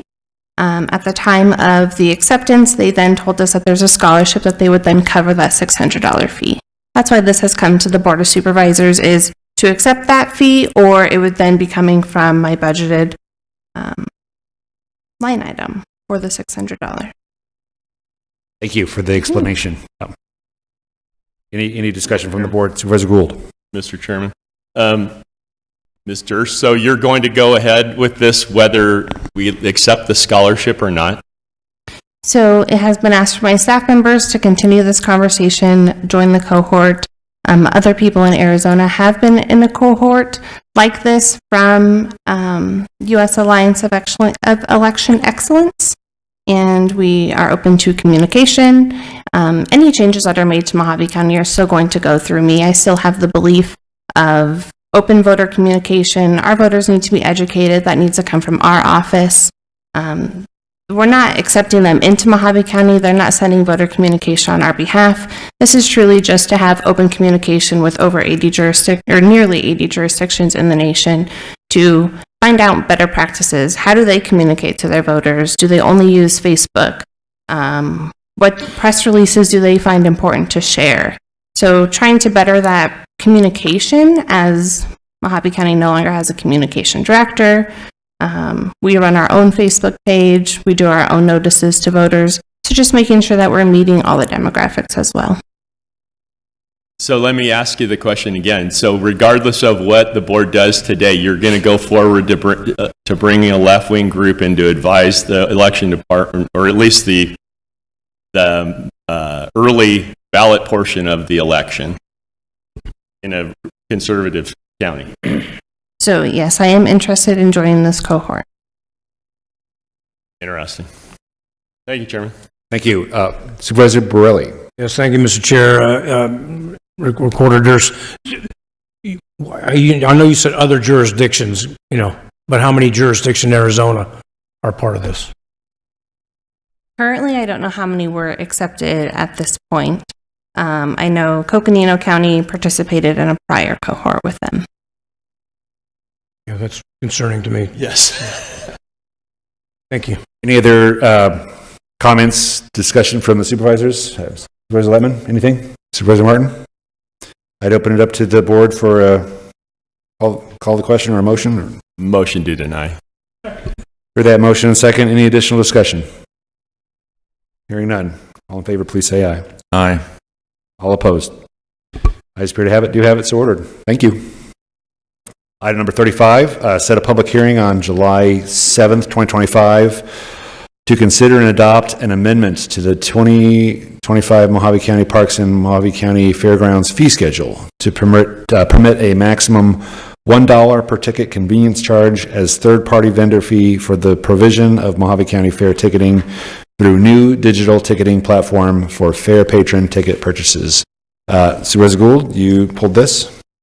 Thank you, Mr. Chairman. I just wanted to get a briefing on what this was going to actually do. Thank you. Director Letoski. Thank you. Yes, Chairman Lingenfelter, members of the board, Supervisor Gould, we do anticipate providing a more of an expansive description of the ultimate ticketing solution, but in essence, what we aim to do is present a digital ticketing solution to fair patrons so that they can not only purchase their tickets in advance of the fair and have them secure before arrival, but also enable staff to do more of an express processing of fair patrons as they arrive at the fairgrounds. There's still going to be options for fairground patrons to interact with staff and then do a more traditional type of ticket purchase, but this is really going to allow the patrons to be in total control when they arrive at the fairgrounds. They can purchase their ticket and get an express entry. So, Mr. Chairman, Director Letoski, the dollar fee goes to the ticket purchaser?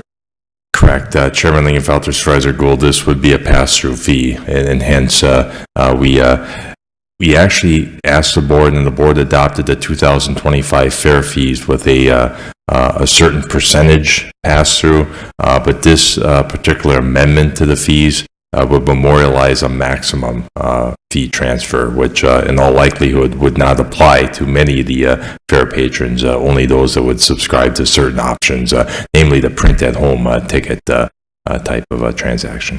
So then we'll have some kind of an express lane that they can go through. Correct. Sure. Yes.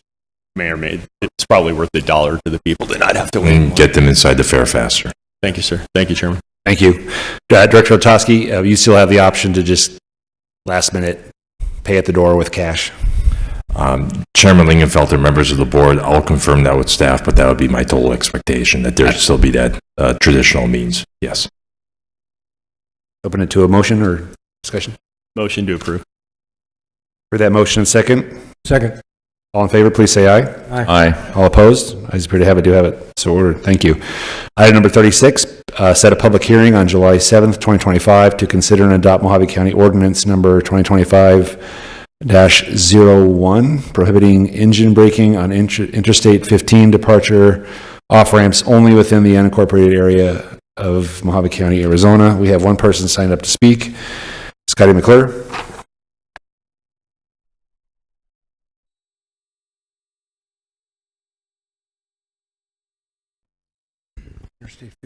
Scotty from Bullhead. I guess this is just up there in that little bitty part. Okay.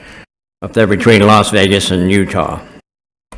I drove logging truck many a years when I got out of the Army. I grew up in the Redwoods, so when you go home, you work in the mills or you're working in the woods. So, Mr. Jake invented this thing that is unbelievable. Before they had Jake brakes, they had water tanks and it'd drip on our brakes. And you can't believe how many people were still killed. Jake brakes have saved lives, and you got people doing 80, 85 up there in trucks. So you know their brakes are burning. A Jake brake can save lives. It has saved many lives, and I know for a fact. I don't know, are there people living right next door with their bedrooms right there next to the off-ramps? On the roads there? You come off the off-ramps there, there's nobody there except some trees and grass. And, you know, I don't see why this is such a big deal. How many people are actually exiting these things? This is a safety issue for truckers. And you got a lot of people that come from other countries that don't know how to drive anyway, but they sold them all these trucks. And they're making the payments to the government. So you got people out there, I don't know if you noticed that compared to the 1980s to 90s to the year 2000 when they made them, let them buy all these trucks. They don't know how in the hell to drive. They have no courtesy out there, absolutely none. But a Jake brake, I don't know. I haven't been up there in that interstate, part of Interstate 15 for years, since the 80s. So I don't know what, if it's changed. I doubt it. It wasn't nothing up there before. I know, I guess you guys can't let us put billboards up there or political signs. So here's government getting in the way again. That's the only person that signed up to speak. Supervisor Gould, you pulled this? Thank you, Mr. Chairman. If Director Latosky could tell us what problem are we solving here? I'm curious whether we have authority over off-ramps on a interstate anyway. Chairman Lingenfelter, members of the board, Supervisor Gould, this proposed ordinance attends to departure ramps or off-ramps on Interstate 15. So this would be namely Exit 8 and Exit 9, the Littlefield and Desert Springs area.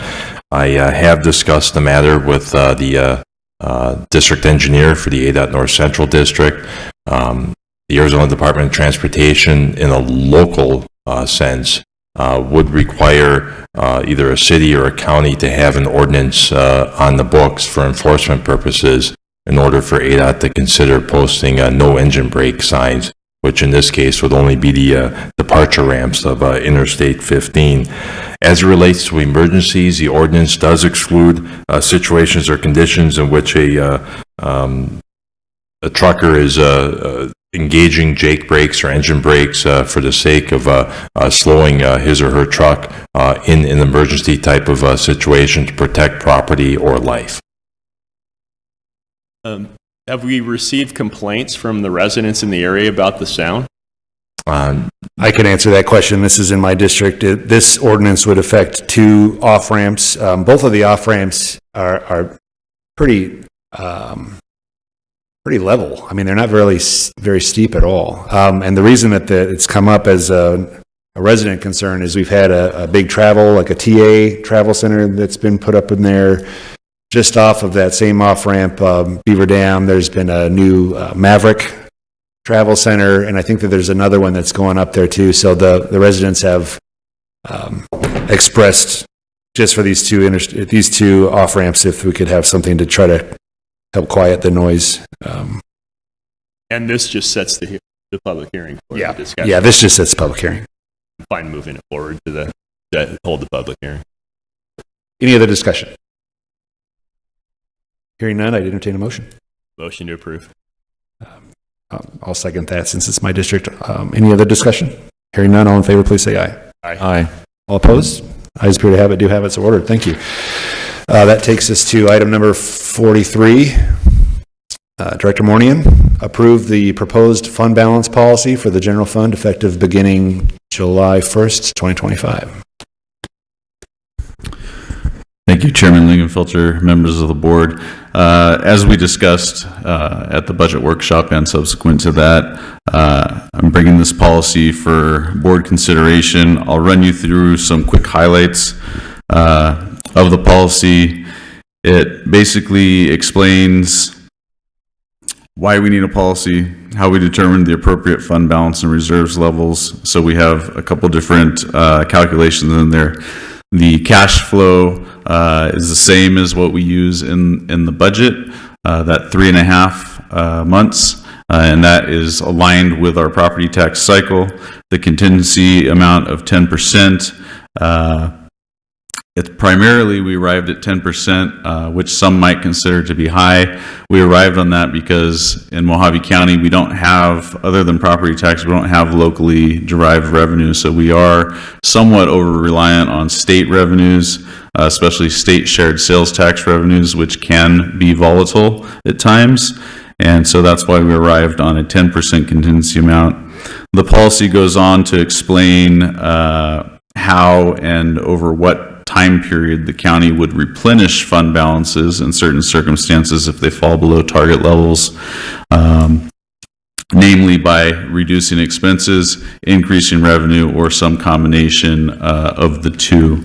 And then a couple last things, it offers some potential uses for surplus unassigned funds, those namely being reducing debt, pension funding, transfers to the capital improvements fund, or one-time investments in technology or equipment. And then because we do have some county vacant or county surplus properties that the board has approved to be sold via an online auction process, and we will likely have more of those in the future, this policy, if adopted, would institute a requirement that when those properties are disposed of, the net proceeds would be deposited into the county's capital improvement fund for future infrastructure needs. So basically a way of funding some future capital improvements without levying an additional tax. And I'd be happy to answer any other questions. We have one person sign up to speak. I'm going to let them have their 3 minutes, and then we'll bring you back up to the podium for discussion. Stephen Robinson. I was getting nervous. I got you, buddy. Mr. Moynihan just mentioned the 3.5 months because of property taxes.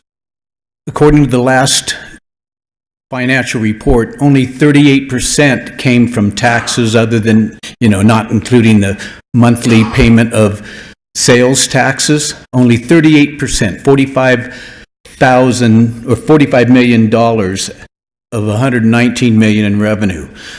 So you don't need 3.5 months worth of cash reserve. Now I'll read to you from the fund balance policy that was first set in June of 2015, because I met with newly appointed Director Lloyd in April with Supervisor Bishop, and I talked about the GFOA's presentation about fund balance policies. They copied from that fund balance policy what the GFOA said. The minimum standard for general fund balance is no less than 2 months, 17%, and often may be required to have higher amounts than the minimum.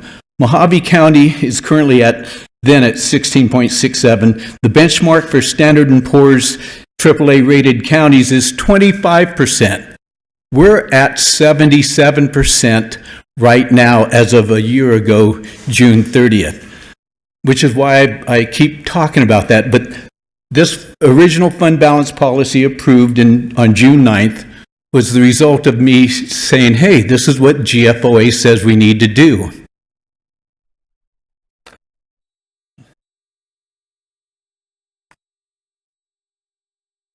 I would like to see us take some of our cash reserves and it become something you put together over the next few months, how to support both the courts and the sheriff's department using $20-30 million of that surplus money to fund until the revenues compensate, because normally you don't use revenue or reserves for one-time expenditures.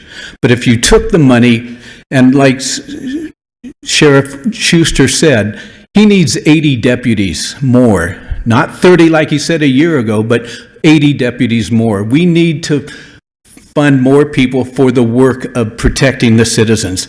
That is the first order of business for government, is to protect the citizens of the county. So I would like for you to recognize that we have plenty of money, and this $3.5 million or 3.5 months is funny when you know that you're getting money in every month before the 3.5 months is over. Thank you.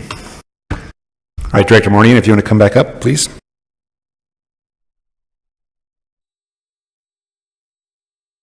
Did you have anything else to present? Otherwise, I'm going to open it up to the board for discussion. I'd be happy to answer questions, Chairman. Supervisor Borelli, thank you. Yes, thank you, Mr. Chair. Sir, when you talk about properties, to sell surplus properties, is the old courthouse, or excuse me, the old jail, Mojave County Jail in Lake Havasu, is that on that list to be sold? Chairman Lingenfelter, Supervisor Borelli, I believe, did we bring that to the board yet, Sam? I'm not quite sure. Mr. Chairman, Supervisor Borelli, I heard you say the old jail in Lake Havasu. I think what you meant is the old substation, sheriff substation.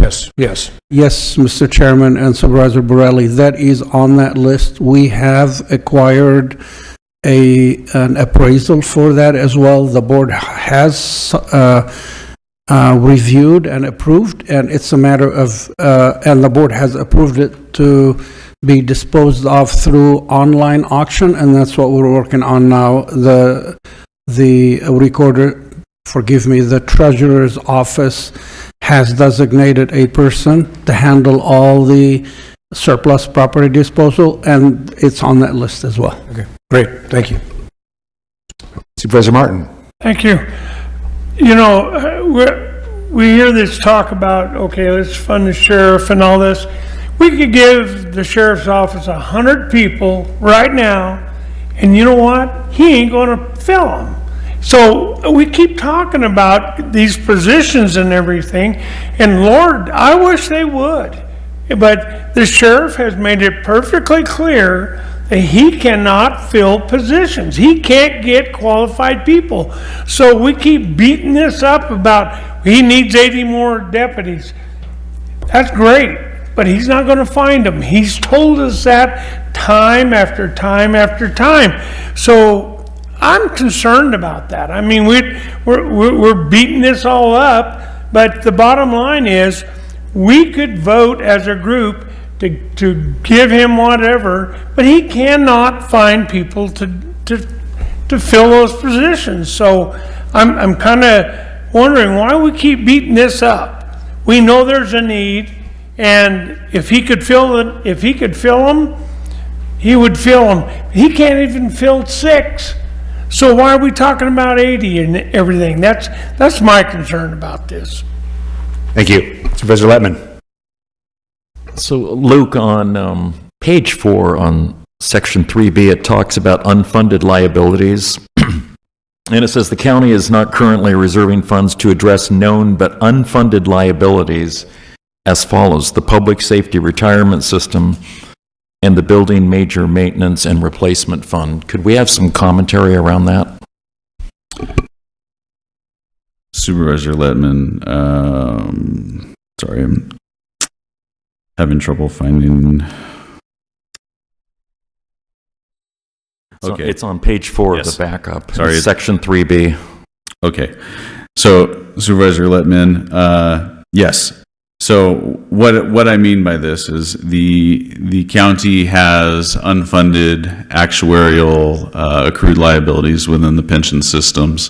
We are not specifically setting aside a lump sum to bring that liability down to zero, which would essentially mean bringing us to 100% funding for our pension. And there's a number of reasons for that, namely because the assets within that pension fund fluctuate in balance, and so it really makes good sense for us not to be 100% funded, and that's what our pension funding policy is built to keep us at.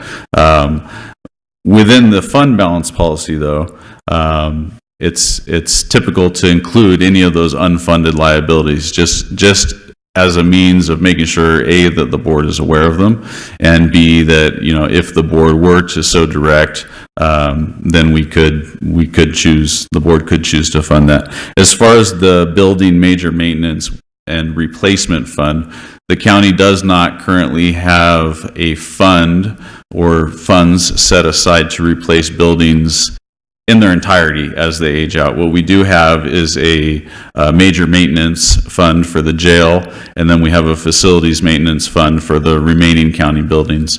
And so this is just making sure that it's spelled out clearly that this is something that, should the county want to plan for and fund, that is something that is not currently being funded. Okay, I'd like to see us pursue this maybe in July or August as a separate agenda. I'm just talking about the PSRS unfunded liability. You know, I don't think we need to go over it today, but that sounds like an item of interest. Supervisor Lettman, what specifically do you want to explore that the board recently... Am I underfunded? Are we underfunded in terms of the liability? We are not at 100% funding level, but we are above our target funding level. Mr. Chairman, may I jump in? Yeah, please do. And maybe you could talk about the percent level that we're at right now, and also if there's any statutory requirements for a level that you have to be at. Thank you. Mr. Chairman, Supervisor Lettman, we had this discussion with, it's an ongoing discussion with the board. A few years ago, our funding level was well below 80, and it was at one time below 70%. It's truly a snapshot in time, as you heard from Director Mornian, where the asset in the fund fluctuate, and at that time, when you look at it, you could be more funded, few percentage point higher or few percentage point lower, depending on where that asset sits.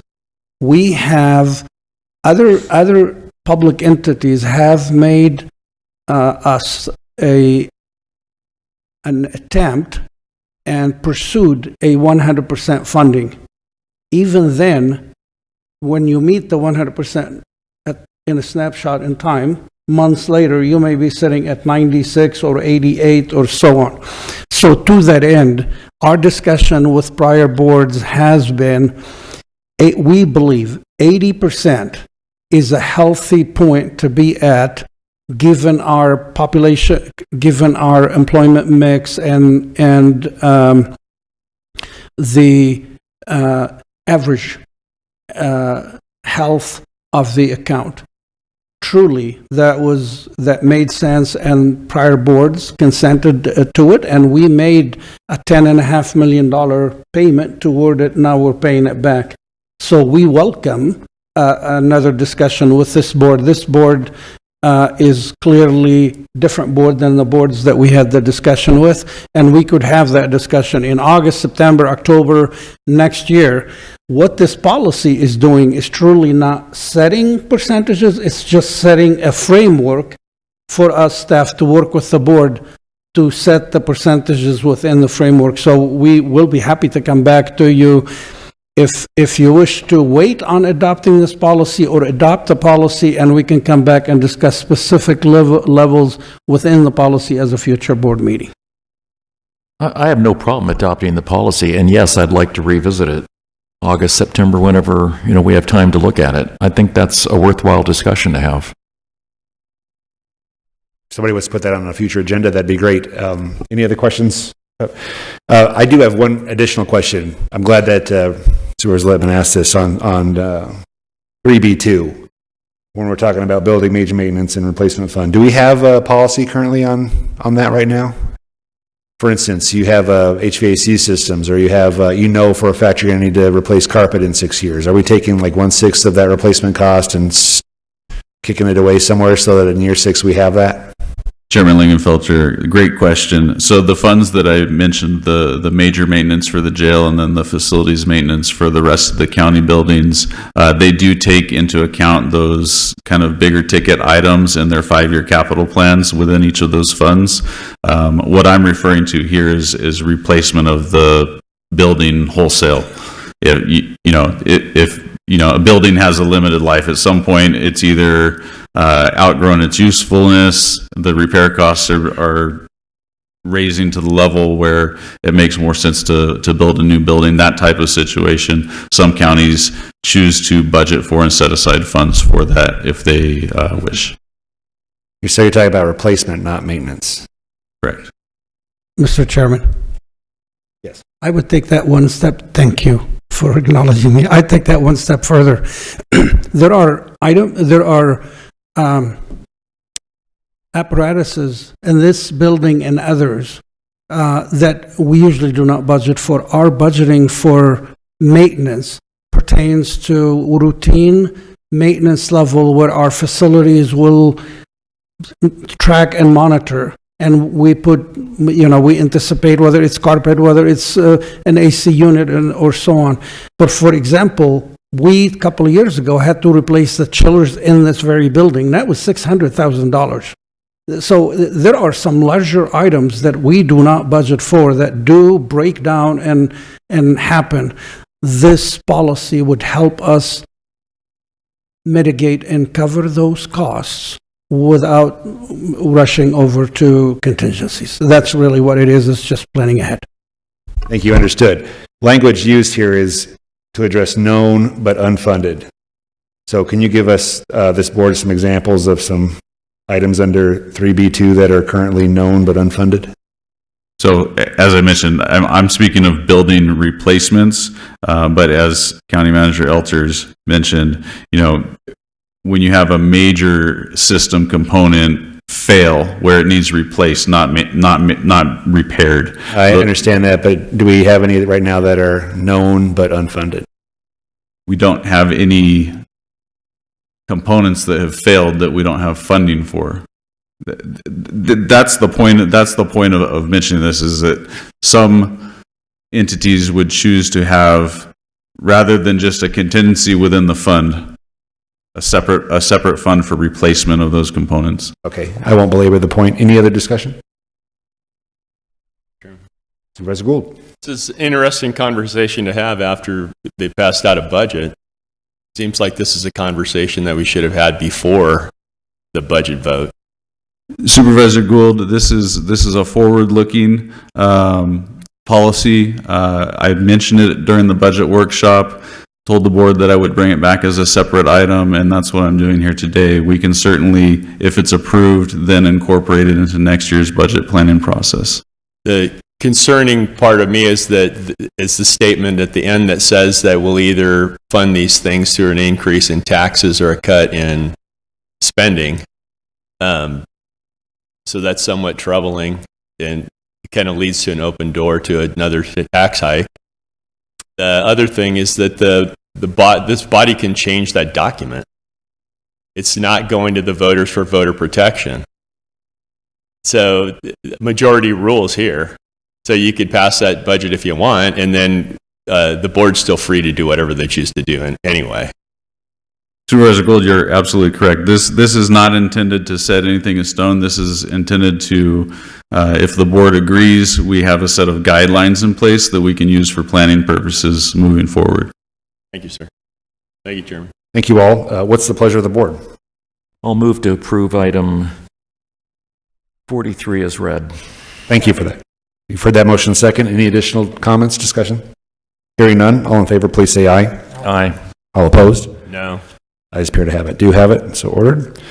Item number 44, discussion and possible action, approve increasing the fiscal year per district grant allocation from $300,000 to $343,000, resulting in a total grant allocation of $1.715 Final district opioid grant awards shall reflect this updated date. Funding is available and allocated for the fiscal year 26 budget cycle. Total opioid grant increase across all 5 districts would be $215,000. Supervisors, I put this on the agenda. I don't know if any of the rest of you caught it, but the current amount of these opioid dollars that are out there that are meant to help people is $1,715,000. We had agreed earlier to just giving out $300,000 per district grants in some combination, when in actuality there would have been, if we do that, there's $215,000 in these opioid grants dollars that are just going to be sitting in a bank account and not helping anybody. So I thought rather than just have those dollars sitting there in a bank account helping nobody, that I'd put it on the board agenda, and if anybody wants to, if we want to increase those per district totals from 300 to 343 for this year, that we'd be able to do that. I open up to discussion. Supervisor Martin. If I understood you, the staff was proposing that we keep some of this for the future. Am I correct on that? Chairman Lingenfelter, Supervisor Martin, you're correct. The staff recommendation was 1.5 million split between, the board's direction was to split the 1.5 that staff was recommending, to split that evenly between each of the 5 districts. Chairman Lingenfelter, you're absolutely correct. We do have the cash in the bank, and we could increase the allocation per district. I did want to just provide a little bit of information for the board. The opioids have been an ongoing issue for a number of years now, the One Arizona opioid settlement. If I could just get this slide up on the screen. Some of this you've heard before. We have 12 settlement participants so far. There's possibility that more will be added to the settlement. The payout durations, though, they vary from a single payment in 1 year to payments over as long a duration as 18 years. The cash flows typically start out at one level, increase, and then ramp down over the lifetime of each one of those individual settlements. There are a number of different factors that can affect those cash flows, and so it's very hard to forecast out into the future. This is a list of the different settlement participants. You can see Purdue about 2/3 of the way down in boldface font. They had a settlement agreement in place, or they had at least agreed on one, and then the courts said, nope, we're not willing to accept this bankruptcy agreement, and they kicked it back and said, start over.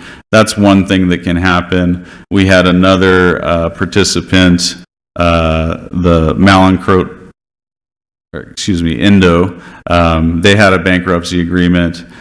We were supposed to get payments from them over a number of years, and then they entered into another bankruptcy agreement, and we received word we're not getting any more money from that settlement. So there's a lot of factors at play here. I just wanted to make the board aware of that. And the one thing that I hadn't done before is actually present to the board kind of the big picture, long term. And so this goes out all the way to fiscal year 40, and I just want to put this information in front of the board. The blue line on the graph is the funds that we're receiving or expecting to receive over those years. And then the yellow on the graph is either the grants that we have awarded or that we would expect to award over the lifetime of the settlement.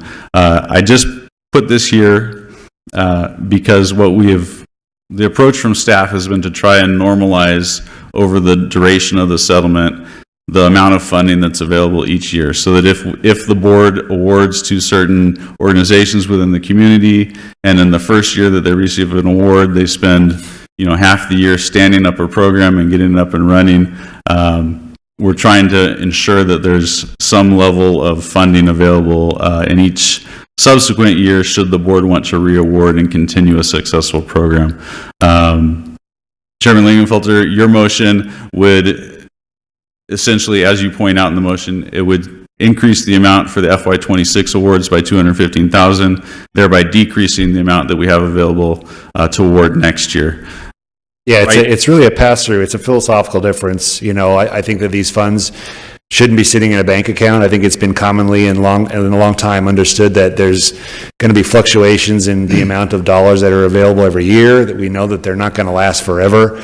But to me, it doesn't make any sense to keep funds in a bank account. We should get these funds out to do what they're intended to do, which is help people in accordance with the grant guidelines. And that's why I put this on, so that the board could make that philosophical determination. Do we want to just say, hey, look, we know that we're going to have grant funds every year for a certain amount of years. It's going to change and fluctuate every single year, so that the grant amount is going to be different every year. But we're going to get those out almost more of like a pass-through to be active in our communities every dollar that we have. That's just my personal view. We'll see how the board feels about that. I just wanted to make sure that everybody had all the information, so, yeah. Thank you. Any discussion from the board? Well, I'll make a motion. We'll see how it does. I would move to approve increasing the fiscal year 26 per district grant allocation for these opioid grants per district from $300,000 to $343,000, resulting in a total countywide opioid grant allocation of $1,715,000, with the final district opioid grant awards reflecting this updated amount. That's my motion. A second. Any other discussion? Hearing none, all in favor, please say aye. Aye. Aye. All opposed? Hey, Ayes appear to have it, do have it, so ordered. Thank you. Item number 45, discussion and possible action, consider and approve the allocation of opioid settlement grant funds as detailed below, and authorize staff to prepare corresponding funding agreements for the July 21st, 2025 meeting, contingent upon the receipt of approved work plans and budgets from the grantees. Subject to item number 44 on this agenda, each supervisor district may allocate $343,000 to combat opioid abuse in their district. We have one person signed up to speak. Scotty McClure, are you still here? Looks like Scotty is not here, so apologize for that, Director Palmer. Mr. Chairman. Supervisor Gould.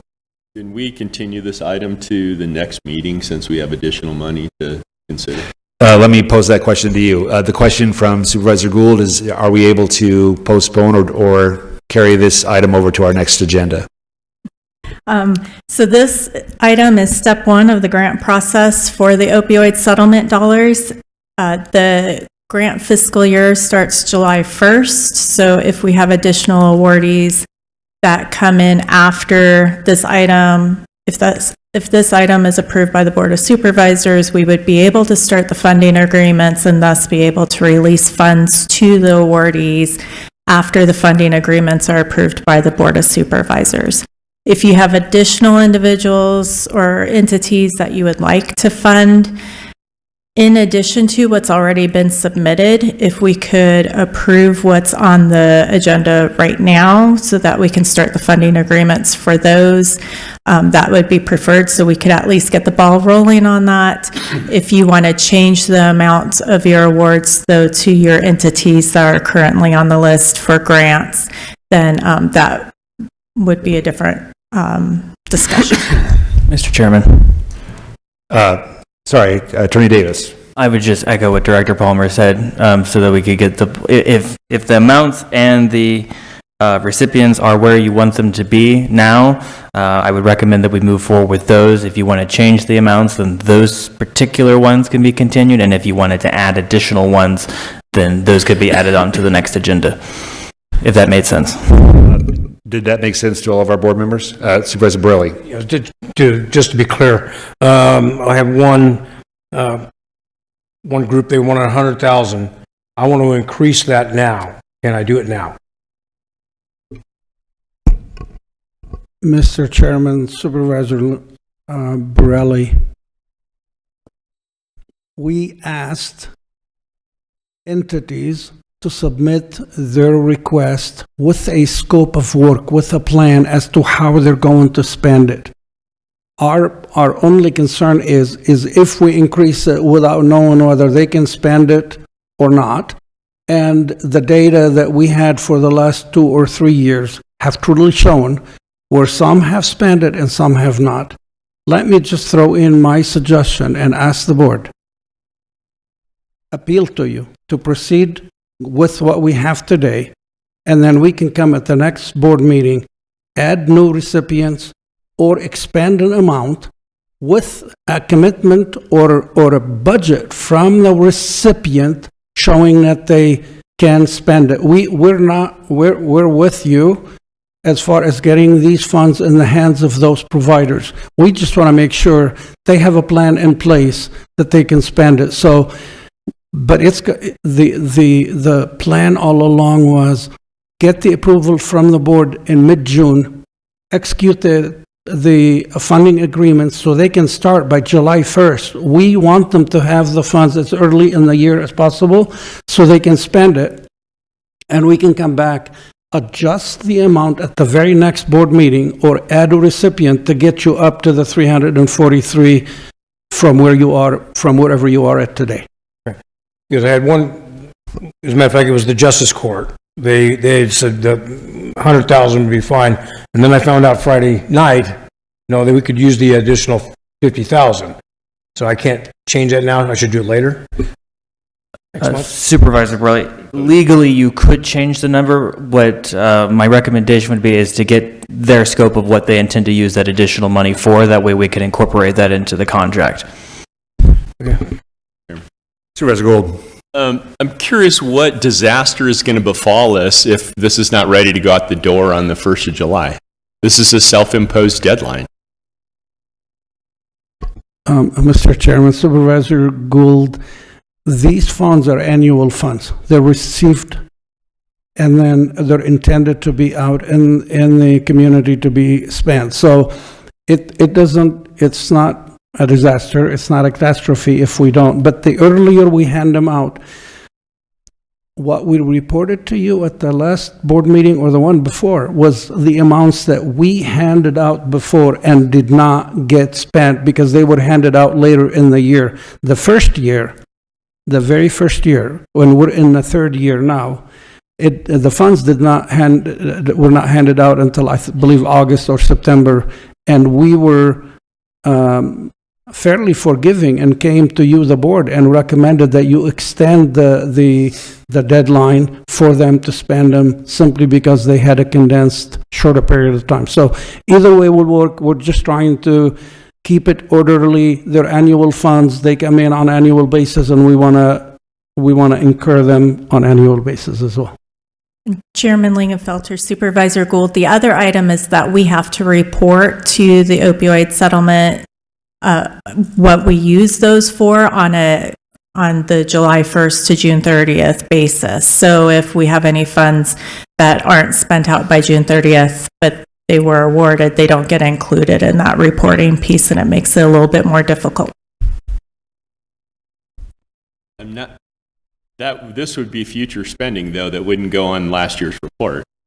The reporting cycle ends June 30th, and then we have to have our report in by the end of July. So if the fiscal year closed June 30th, 2026, we have to report on what we did with those funds over that year. And so if those funds aren't expended, and we don't know if the board's going to continue those funds into the following year, then it creates a little bit of difficulty with our reporting. Okay, I see. Supervisor Borelli. Yes, thank you, Mr. Chair. County Manager, I've been told, my assistant told me that the Justice Court sent in a revision on Thursday, but it didn't make. Mr. Chairman, Supervisor Borelli, if you're comfortable making the change, please go ahead and do it. We'll figure it out.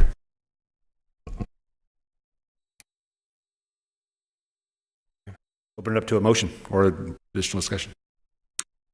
Supervisor Martin, did you have any comments? Nope. Mr. Chairman. Supervisor Gould, thank you. I move that we approve the motion with the amounts listed, leaving the door open for future changes. For that motion. I'd like to make a substitute motion. We have a motion on the floor. It either needs to get a second or it dies for lack of a second. Okay, additional discussion. Yes, thank you, Mr. Chair. I'd like to make substitute motion to increase the Lake Havasu Justice Court from 100,000 to 150,000. Supervisor Gould, are you willing to revise your motion? I will accept that amendment to the motion. And does your second still hold? Supervisor Yes. Littman? Okay, we've had a revised motion and a second. Any additional discussion? Hearing none, all in favor, please say aye. Aye. Aye. All opposed? Ayes appear to have it, do have it so ordered. Thank you, Board. Item number 46, information only. Update the Board of Supervisors regarding anticipated reception of the Mojave County Airport Authority's financial audits for 2024. This will be really quick. I just wanted to let you know that I had been in contact with the director of the Mojave County Airport Authority, and he advised me that the reports would be coming hopefully by the end of the month, and if not, they were hitting a deadline with the FAA by August 1st, so we should have the 2024 financial audits here within the next 6 weeks. Thank you, Madam Clerk. Any questions for the clerk? Comments from the board? Supervisor Martin. I just want to comment, I'll believe it when I see it. Thank you, sir. That was information only. On to item 47. Discuss the Pravada Development Agreement and its impact on Mojave County General Plan and other land use regulations for that area. Supervisor Lettman.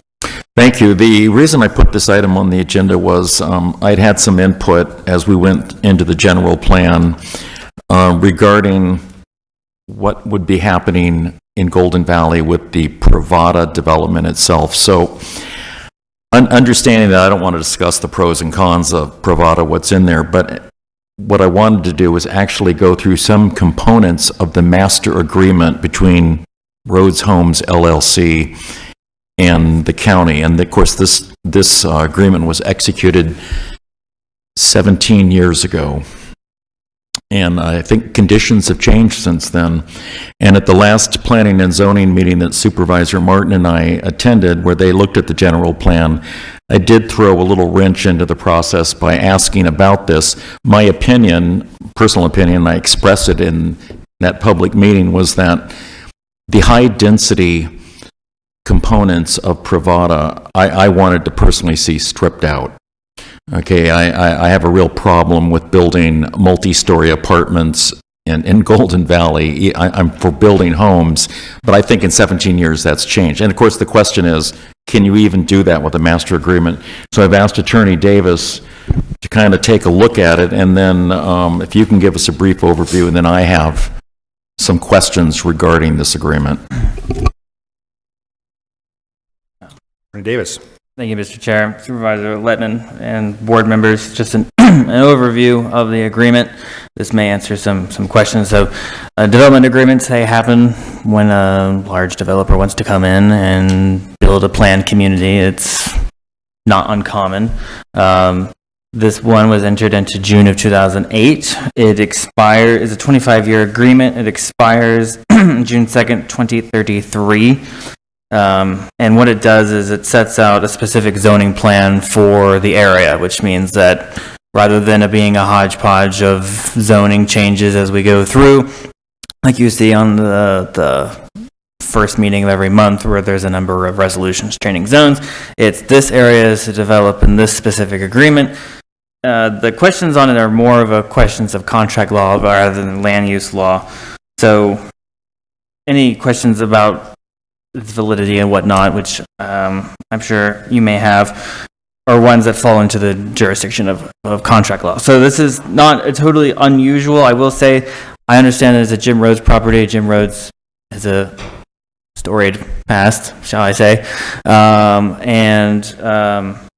The Rhodes company has gone into bankruptcy, and so there are successor companies. This agreement rides with the land, which means that whoever takes over the property succeeds in the agreement. So this particular one is a Pravada Land Development LLC, which holds the keys, if you will, following Rhodes Homes.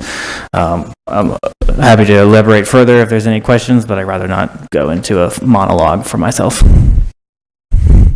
So let me start with a few questions. So when exactly does this agreement terminate? It terminates on June 2nd, and Mr. Chairman, with your permission, just addressing all answers to the board generally.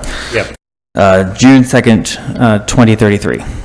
Okay, so, and by the way, I think this is a master agreement approved by the same board that may have given us the bifurcated lease agreements with the airport authority. What happens on the termination date? So what happens is the agreement just ends. So Pravada or whoever owns the land, they still own the land. They have the rights of any other private landowner would, and it's just the conditions that bind in the contract are no longer binding. So, Okay. And what would happen if the project is only partially completed? What happens on the termination date? we'd have to look at that at the specific time to adjust. So we have the option to renew. It's not an automatic renewal like other contracts that we're familiar with. They have to come to us, we have to agree. There's no set term that it renews for 40 years or 25 years. It's negotiated of how much longer do you think you need, if any, if we want to continue down this. It's a number of questions for the board at the time. On page 3 of the agreement, it talks about rules around self-incorporation for this area, which I assume they would want to move towards town status. What can you tell us about that? Nope. So, what it says is that the county won't oppose efforts to incorporate, but that doesn't override Title IX of the ARS, which is the cities and towns. So they still have to have what is basically the very basics of incorporation is 2/3 of qualified electors for each county residing in a single community, basically coming together and having 1,500 or more inhabitants get to send a petition to the Board of Supervisors that they want to incorporate.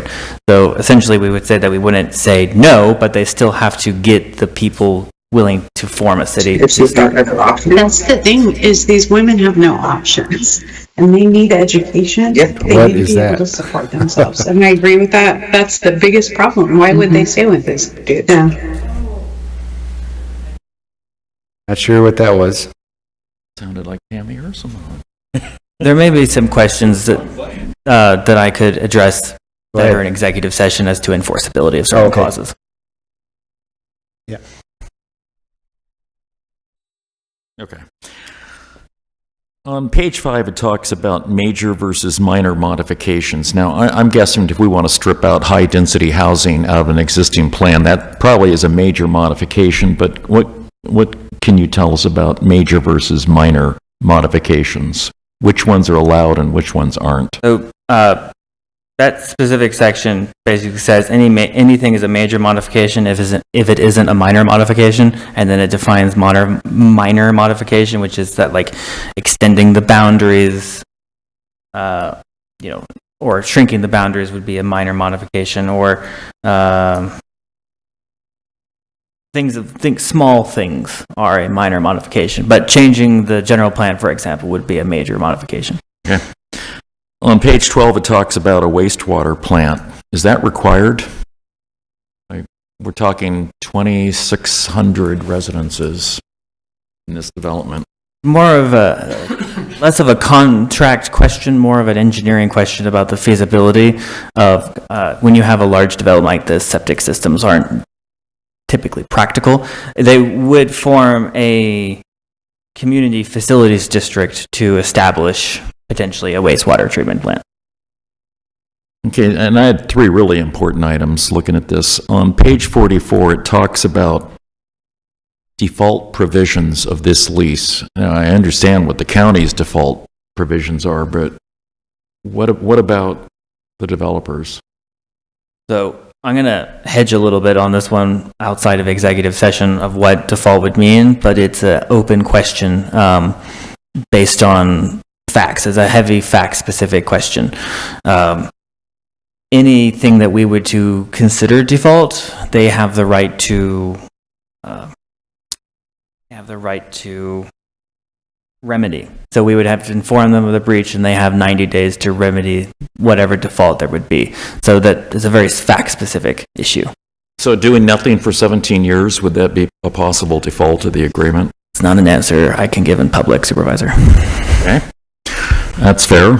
On page 21, it talks about the aquifer drawdown, that they're required to do measurements, provide us with information on this aquifer underneath Pravada. So the way I read that, without more technical knowledge or background, would be that they have to review the aquifer drawdown up to a point, and they're given a 100-year water guarantee, and then I don't believe they have to continue reviewing for aquifer drawdown.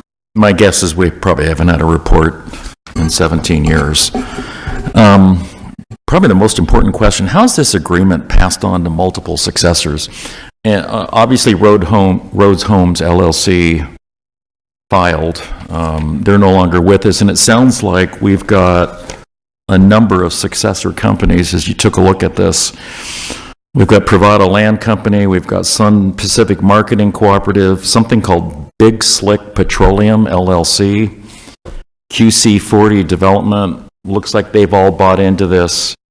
So I'm assuming all the provisions that were granted to Roads Homes also extend to them. And then the obvious question is, if one of these, company B, does a default on the lease, does it impact companies A, C, and D? So the legal description, I'm not sure which companies truly fall in and out. Obviously, Pravada falls within Pravada. But it runs with the agreement runs with the land. So if one of these companies were to default on their taxes or whatnot and a tax lien took over, that new holder would be bound by this agreement just as much as Pravada would, because since it runs with the land, and when you buy property like that, you're supposed to do due diligence and you take it as is. That being said, I have to check there's no parcel numbers on this, it's all in meets and bounds to see who's actually in this. I'm not sure Sun Corporation, I know they're partners, but I don't know if they're actually bound by the agreement itself. You can see the way that the land is cut on those ranges, that it's a very specific, it's not a square design, not rectangular. It's cut in an unusual way. So I'm not sure who's in and who's out other than Pravada, obviously. Okay, well, I can provide you with the list of the parcel numbers. I've got it, that I think constitute the parcels in the original agreement. So just to wrap it up, it sounds like having the P&Z Commission move on changing the high-density designation inside this is not going to be allowed. That is, as I said earlier, it's a matter of contract law, not land use law or any other kind of law. So the board agreed in 2008, and all successor boards are bound by their contracts until they expire or other exit. That the county shall not make changes to the specific zoning plan unless consented by the owner. Further into the specific zoning plan is the comprehensive plan, which in Mojave County we call it the general plan, and it says that the Pravada land development shall be consistent with the Golden Valley South area plan. Now, we don't use area plans anymore, is my understanding from Development Services, which effectively freezes this until the duration of the zoning development agreement is expired. Under normal circumstances where a company doesn't go belly up and into bankruptcy, it's not really a concern because they're doing something. But I can understand the concern here since it's been a number of years and the original company went into bankruptcy and now there's successor companies, etc. You know, I appreciate Attorney Davis is looking at this. He's spent some time on this, and I kind of think I know where we're headed. Supervisor Martin, looks like you have some questions. Yes, I'm sure we all got a letter from a fellow, Ron Trader, and maybe Mr. Davis knows, is this guy an attorney? He's not an attorney. I have spoken with him. He is not an attorney. He's a... Yeah, what is he? He's a land developer consultant. He does things like this around the Southwest. But no, I do not believe he is. Okay. He sent this letter, and just for public disclosure, it says affirmation of rights and obligations under the development agreement for Pravada Master Plan Community as it relates to the 2025 Mojave County General Plan update. And he goes in that letter, as I read it, he goes in there and say, hey, the original agreement is in full force, and don't you guys try to change anything because you can't do it until June 2033. So I'm just wondering, I mean, you know, it kind of looks like a letter you'd get from an attorney telling you to cease and desist, but I don't know who this guy is. I don't know what he is, but now we've got this letter, and I think we're going to have to, or Mr. Davis is going to have to read into it and figure out what it means. Because the way I read it, he's telling us, you better not do nothing, because if you do, there'll be consequences. So, like I say, this is an interesting problem for all of us up here.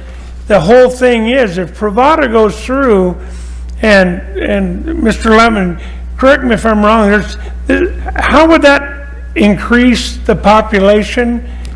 Well, depending on how many people you want in a typical residence, understanding some of these are single-family homes, some are apartments, some's high-density mixture. I went through a lot of the 700 pages. My guess is around 2,400 residences inside Pravada. So it would increase the Golden Valley that would roughly almost double the population of Golden Valley, just the one development. It would be around 5,200, 5,300 people, something like that. And then, of course, you have the other proposed development, which is Dorado. I'm guessing build-out on that is between 3,000 and 4,000 homes. Right. And we're talking about between these two roughly tripling the population of Golden Valley. My numbers may be off. I'm not an urban planner, so but that's concerning. The whole thing is, Bravada's not dead. Oh, not at all. Not at all. And the people in Golden Valley and this board need to understand that. And we see what's coming down the pike here. We've inquired into it because we thought, well, maybe there was some way that we could get out of this thing, but I don't know that we can. That's Mr. Davis's problem, and I'm sure he's going to relate back to us what can happen. But just so everybody knows what's being proposed out there in Golden Valley, and that's my comments on it. Mr. Chair. Attorney Davis. Just one last point. Having spoken with Mr. Crater, I wouldn't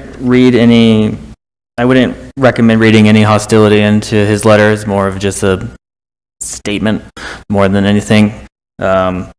It's like I said, it's a part of contract law. Any development out there is always subject to the market. So they can say they want to put a skyscraper in, and if no one wants to move into a skyscraper, then that is subject to the market. But I'm always happy to discuss and investigate further. Thank you, Mr. Chair. Appreciate it. Any other discussion before we move on? Okay, that was discussion only. Thank you for that. We're going to move to the call to the public. We have one person signed up for call to the public, Mr. Robinson, Stephen Robinson.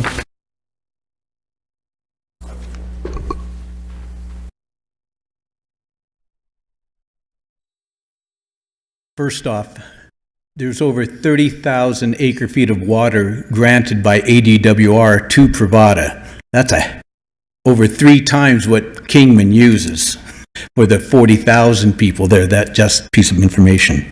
Considering the situation in Hualapai Basin, where there's a concern of water, why would Development Services propose killing development in Golden Valley, where there's over double, close to triple the amount of available water in the Hualapai aquifer?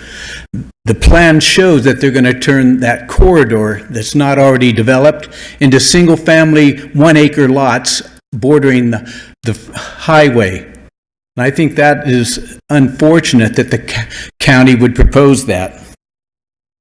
In the 1995, 2005, and 2015 comprehensive plans, the Planning and Zoning Commission involved civic leaders from around the county to be involved in the process of putting together a general plan or a comprehensive plan based upon their different areas of interest.